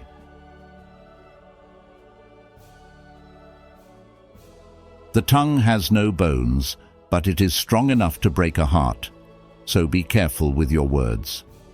How many times have you shared too much about yourself with someone, only to feel empty afterward. How often have your words disrupted your plans or been used against you? Today, we hear a lot about maintaining privacy, yet we often dismantle our own privacy by revealing personal details that should remain locked away like precious gems. In this story, inspired by Zen wisdom, you'll learn 10 things you should never disclose if you wish to preserve not just your privacy, but your inner peace. Stay with us until the end, as this knowledge can help you avoid toxic people and negative situations that could shape your destiny. In a secluded Buddhist monastery in the mountainous regions of Japan, the wise monk Koshiro gathered his disciples to teach them the importance of restraint in sharing personal details. How much do we value protecting our private sphere? Koshiro began, his penetrating gaze meeting the eyes of each listener. Do we strive to safeguard the beauty of our inner world, or do we frequently tear down the walls that protect our secret garden? Today, I'll share with you 10 things that, according to Buddhist wisdom and common sense, you should never reveal to anyone, the monk announced. But first, a crucial premise. Many people cannot stop the relentless flow of words within them. Often, in a bid to vent or seek empathy, they divulge unsolicited information, revealing sensitive aspects of their lives to those who may not deserve such trust. Remember, oversharing can lead to envy, jealousy, and frustration, as not everyone will celebrate your successes or genuinely rejoice in your happiness and achievements. In certain situations, confiding something deeply personal to someone not particularly close can leave you feeling exposed and uncomfortable. Similarly, sharing too much about yourself can attract criticism. Reflecting on these dynamics prompts us to carefully consider our words. Every communication, every word spoken, reveals our deepest thoughts and feelings. We must cultivate self-awareness and be mindful of how swiftly our tongue moves ahead of our thoughts. If we were more conscious of the power our words have in shaping our identity, we would be more cautious about speaking without discernment. The disciples remained silent, deeply moved by the monk's wisdom. As Koshiro began listing the 10 things they should never discuss, they reflected on times they had overshared. Never disclose your plans and goals, Koshiro advised. Talking prematurely about your aspirations can weaken their potential, exposing them to external influences. To illustrate, he recounted the story of a promising businessman who, by sharing his plans too soon, enabled competitors to copy him, undermining his efforts. What happens when we share personal details? Koshiro asked, introducing the second point. We risk disturbing our inner balance, the delicate harmony of ideas, images, sensations, and projects in flux. Avoid discussing your private life, the monk warned. Sharing intimate details can spark envy, jealousy, gossip, and judgments that sap your energy. The third thing to keep private is your acts of charity, Koshiro emphasized. Humility in giving can be tainted by pride if revealed too soon. I know well-meaning individuals who, by disclosing their charitable acts, were misunderstood or criticized. Never discuss your financial matters, Koshiro continued. Your financial status can provoke greed or envy in others. A friend who shared his financial successes faced negative attitudes and attempts to sabotage his achievements. Refrain from boasting about your acts of heroism, Koshiro advised. Personal glory can overshadow the true essence of altruistic acts. A monk who saved a pilgrim's life avoided media attention to preserve his modesty, embodying true heroism. Do not talk about your spiritual path and beliefs, the monk explained. Spirituality can be misunderstood or mocked if exposed recklessly. For inner peace, keep this aspect of your life private. Don't discuss family problems, Koshiro stressed. Domestic issues are sensitive and need respect. Sharing these details can lead to unwanted judgments and misplaced trust. Never talk about others except in their presence, the monk cautioned. Speaking about someone not present is disrespectful and exposes them to ridicule. Remember, those who gossip about others will do the same to you. Keep your political views to yourself, Koshiro added. Differences in political opinions can disrupt communal harmony. I know friendships ruined over political disagreements. Lastly, never reveal your problems or weaknesses, Koshiro concluded. Sharing your vulnerabilities invites exploitation. Friends who confided in the wrong people found themselves betrayed. Remember, you have the right to remain silent. Anything you say can be used against you. Protect your secrets and weaknesses, as they can be used to harm you. In the tranquil monastery, illuminated by soft candlelight, the disciples pondered deeply on Koshiro's invaluable teachings.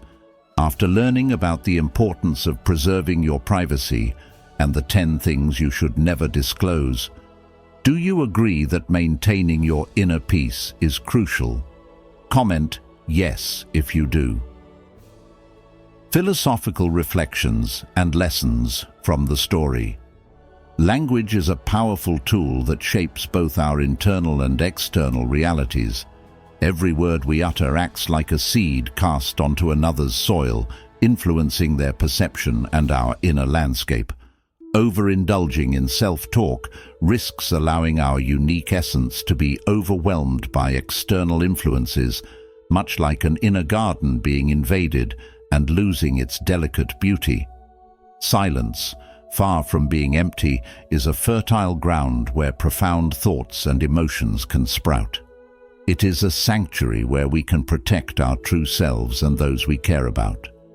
The essence of this teaching lies in guarding the treasure of our being without prematurely spilling it into words. Silence is more than the absence of sound.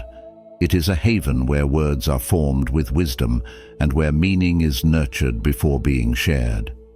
This teaching further emphasizes the value of discretion and thoughtful speech in nurturing genuine and profound relationships. By refraining from sharing every detail of our lives, we preserve trust and sensitivity in our interactions. Our lives, akin to secret gardens, demand conscious choice in what we reveal. Practicing the art of confidentiality allows us to harness the power of our words and appreciate silence as a precious asset.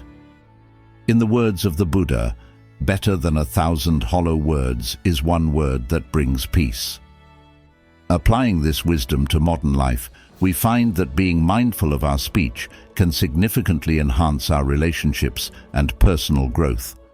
Instead of engaging in constant chatter about ourselves, we can choose to listen more, offering our presence and understanding to others. This practice not only fosters deeper connections, but also cultivates inner peace and strength. As the famous saying goes, silence is the sleep that nourishes wisdom. In today's fast-paced world, where noise often drowns out meaningful communication, embracing silence and thoughtful speech can lead to more fulfilling and harmonious interactions.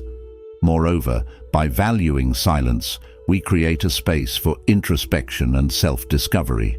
This inner stillness allows us to connect with our true selves, understand our emotions, and gain clarity in our thoughts. It is in these moments of quiet reflection that we can find the strength and wisdom to navigate life's challenges. Just as a well-tended garden blooms beautifully, so too does our inner self flourish in the tranquility of silence. Therefore, let us embrace the art of mindful speech and the power of silence, ensuring that our words are not only meaningful, but also contribute to our growth and the well-being of those around us. In conclusion, the journey of mastering our speech and embracing silence teaches us the importance of communication in shaping our realities. By being selective with our words and valuing silence, we can cultivate sincere relationships and personal wisdom. As we navigate through life, let us remember that our inner garden, nurtured by silence and thoughtful speech, will bloom with the strength and wisdom that only privacy can offer.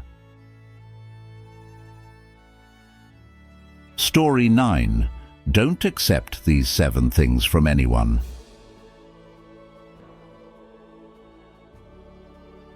Guard your peace with vigilance, for not everything offered is meant to bring you joy.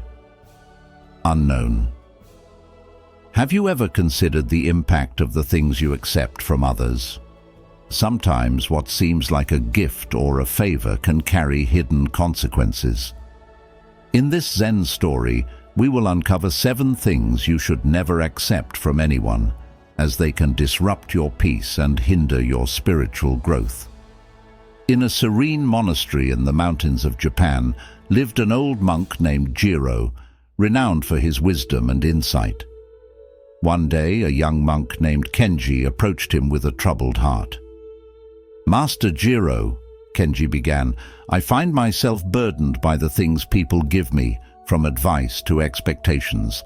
I feel trapped and unable to find peace." Jiro, with a gentle smile, invited Kenji to sit beside him. "Kenji, it's important to discern what to accept and what to refuse. Not everything offered to us is beneficial. Let me share with you 7 things you should never accept from anyone." Kenji, eager to learn, listened intently as Jiro began to reveal the wisdom of discernment. "First," Jiro said, "never accept unsolicited advice. Advice given without being asked often carries hidden judgments and expectations. It can confuse your path and make you doubt your own decisions." Kenji remembered how often he felt lost after receiving unasked-for advice from well-meaning friends and family. "Second," Jiro continued, "beware of unwanted gifts. Sometimes gifts come with strings attached, creating obligations and expectations. Accept gifts that align with your values and refuse those that do not." Kenji recalled a gift he had received that led to an unwanted favor, leaving him feeling indebted and uncomfortable. "Third," Jiro said, "do not accept false praise. Flattery can be a tool to manipulate you, leading you away from your true self. Seek genuine feedback and remain humble in the face of praise." Kenji nodded, realizing how flattery had once led him to make poor decisions, swayed by the desire to please others. "Fourth," Jiro advised, "never accept guilt and blame that do not belong to you. People may project their own issues onto you, making you feel responsible for their problems. Recognize your boundaries and refuse to carry their burdens." Kenji thought of times he had felt guilty for things beyond his control, burdened by others' expectations. "Fifth," Jiro said, "avoid accepting negative energy. People's negativity can affect your spirit and outlook on life. Protect your peace by distancing yourself from those who bring only negativity." Kenji reflected on how his mood often soured after spending time with overly negative individuals. "Sixth," Jiro continued, "do not accept unrealistic expectations. People may impose their dreams and goals on you, leading you away from your own path. Set your own standards and live by them." Kenji realized how he had struggled under the weight of others' expectations, losing sight of his own aspirations. "Lastly," Jiro said, "never accept fear and doubt from others. Fear can be contagious, spreading anxiety and hesitation. Trust in your journey and believe in your abilities, refusing to let others' fears limit you." Kenji felt a sense of relief, understanding that he had often internalized others' fears, which had held him back from taking bold steps. Philosophical reflections and lessons from the story. The Zen story you've just heard offers profound insights into the art of discernment and protecting your peace. Here are the key lessons to take away and apply in your life. Lesson 1. Trust your own wisdom. Unsolicited advice can often cloud your judgment and lead you astray. It's crucial to trust in your own wisdom and seek advice only when you genuinely need it. By doing so, you can ensure that the decisions you make are true to your own path and values. Relying on your inner guidance helps you stay focused and aligned with your goals, rather than being swayed by the opinions of others. This trust in yourself builds confidence and strengthens your decision-making abilities. Lesson 2. Be cautious with gifts. Not all gifts are given with pure intentions. Some may come with hidden obligations or expectations that can compromise your values. Be mindful of the motivations behind the gifts you receive and consider whether they align with your own principles. Accept gifts that resonate with your values and politely decline those that do not. This awareness helps you maintain your integrity and avoid becoming entangled in unwanted commitments or dependencies. Lesson 3. Seek genuine praise. Flattery can be misleading and manipulative, often serving the interests of the flatterer rather than reflecting your true worth. Value genuine feedback that comes from a place of honesty and care. Remain humble in the face of praise, recognizing that true growth comes from understanding both your strengths and areas for improvement. This approach helps you stay grounded and true to yourself, avoiding the pitfalls of vanity and false confidence. Lesson 4. Recognize your boundaries. It is important not to accept guilt and blame that are not yours to bear. Recognize your boundaries and refuse to carry the burdens of others. This involves being clear about your responsibilities and not allowing others to project their issues onto you. Protecting your emotional well-being and maintaining your inner peace requires setting and enforcing these boundaries. By doing so, you preserve your mental health and ensure that your energies are focused on your own growth and well-being. Lesson 5. Protect your energy. Negative energy can be draining and harmful to your spirit. Surround yourself with positive influences and distance yourself from those who bring negativity into your life. This might involve making difficult choices about the people you associate with and the environments you frequent. Protecting your energy helps you maintain a positive outlook on life and supports your emotional and spiritual health. It enables you to stay motivated and resilient in the face of challenges. Lesson 6. Set your own standards. Unrealistic expectations from others can derail your journey and lead to feelings of inadequacy or failure. Set your own standards based on your values, goals, and abilities. Living by these self-determined standards ensures that your actions are aligned with your true aspirations. It fosters a sense of self-respect and authenticity, allowing you to pursue your path with clarity and purpose. By setting and adhering to your own standards, you avoid the pressure to conform to external expectations. Lesson 7. Trust in your journey. Fear and doubt from others can limit your potential and prevent you from achieving your dreams. Trust in your journey and believe in your abilities. Recognize that your path is unique and that you are capable of overcoming obstacles and achieving your goals. By refusing to let others' fears hold you back, you can pursue your dreams with confidence and determination. Trusting in your journey empowers you to take risks, embrace opportunities, and navigate your life with a sense of purpose and conviction. In conclusion, the wisdom of Monk Jiro teaches us to be discerning in what we accept from others. By protecting our peace and being mindful of the hidden consequences of what we receive, we can lead more fulfilling and authentic lives. Let these lessons guide you in your interactions and help you cultivate a sense of inner tranquility and strength. Share this wisdom with others to inspire and uplift those around you, creating a community of mindful and discerning individuals.